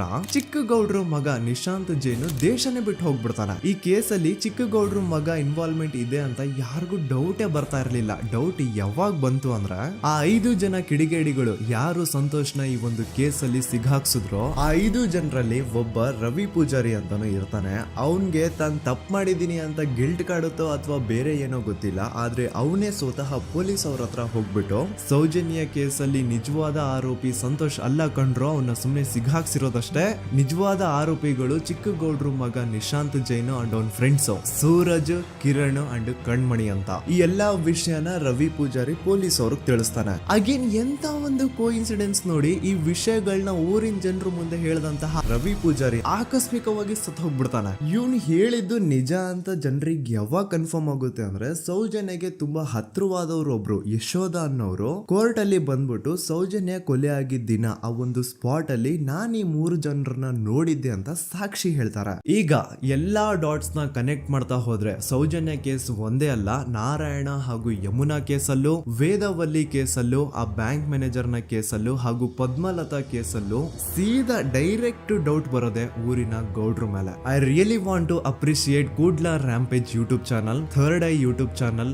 ಗಿರೀಶ್ ಮುಟ್ಟಣ್ಣನವರು ಸರ್ ಹಾಗೂ ಮಹೇಶ್ ಅವರು ಅಂಡ್ ಆಲ್ ಅದರ್ಸ್. ಇವರ ಕಾನ್ಸ್ಟೆಂಟ್ ಎಫರ್ಟ್ಸ್ ಇಂದಾನೆ ಸತ್ಯ ಏನಂತ 1 by 1 ಹೊರಗೆ ಬರ್ತಿದೆ and they are trying their level best to catch real criminals. At present Soujanya case ಬಗ್ಗೆ ಅಪ್ಡೇಟ್ ಏನು ಅಂತಂದ್ರೆ ಹೈಕೋರ್ಟ್ ವರೆಗೂ ಈ ಒಂದು ಕೇಸ್ ಹೋಗಿದೆ ಅಂಡ್ ಈ ಕೇಸಲ್ಲಿ ಈಗ ಇನ್ನೊಮ್ಮೆ ಮತ್ತೆ ಫ್ರೆಶ್ ಆಗಿ ರೀಇನ್ವೆಸ್ಟಿಗೇಷನ್ ಸ್ಟಾರ್ಟ್ ಆಗಬೇಕು ಅಂತ ಹೋರಾಟ ನಡೀತಿದೆ. ಸದುತ ಪ್ರಜೆಗಳೇ, ಇದಾಗಿತ್ತು ಸೌಜನ್ಯ ಕೇಸ್ ಬಗ್ಗೆ ನಮ್ಮ ಒಂದು ಡೀಟೇಲ್ಡ್ ವಿಡಿಯೋ. ಈ ವಿಡಿಯೋದಲ್ಲಿ ನನ್ನಿಂದ ಎಲ್ಲಾದ್ರೂ ಏನಾದ್ರೂ ಚಿಕ್ಕ ಪುಟ್ಟ ಇನ್ಫಾರ್ಮೇಶನ್ ಮಿಸ್ ಆಗಿದ್ರೆ ಅಥವಾ ಮಿಸ್ಟೇಕ್ ಆಗಿದ್ರೆ ಅದನ್ನ ದಯವಿಟ್ಟು ಕಮೆಂಟ್ ಸೆಕ್ಷನ್ ಅಲ್ಲಿ ಹೈಲೈಟ್ ಮಾಡಿ. ಈ ವಿಡಿಯೋ ಯಾವಾಗ ಯೂಟ್ಯೂಬ್ ಇಂದ ಡಿಲೀಟ್ ಆಗುತ್ತೋ ನನ್ಗಂತೂ ಗೊತ್ತಿಲ್ಲ. ಸೊ ಪ್ಲೀಸ್ ಆದಷ್ಟು ಬೇಗ ಇದನ್ನ ಎಲ್ಲಾ ಕಡೆ ಶೇರ್ ಮಾಡಿ. ಓಕೆ ಪ್ರಜೆಗಳೇ, ಇವತ್ತಿಗಿಷ್ಟು ಸಾಕು ಅನ್ಕೊಳ್ತೀನಿ. ನಾನು ನಿಮ್ಮ ದೂತ ಸಮೀರ್ MD. ಮತ್ತೆ ಸಿಗ್ತೀನಿ ನೆಕ್ಸ್ಟ್ ವಿಡಿಯೋದಲ್ಲಿ.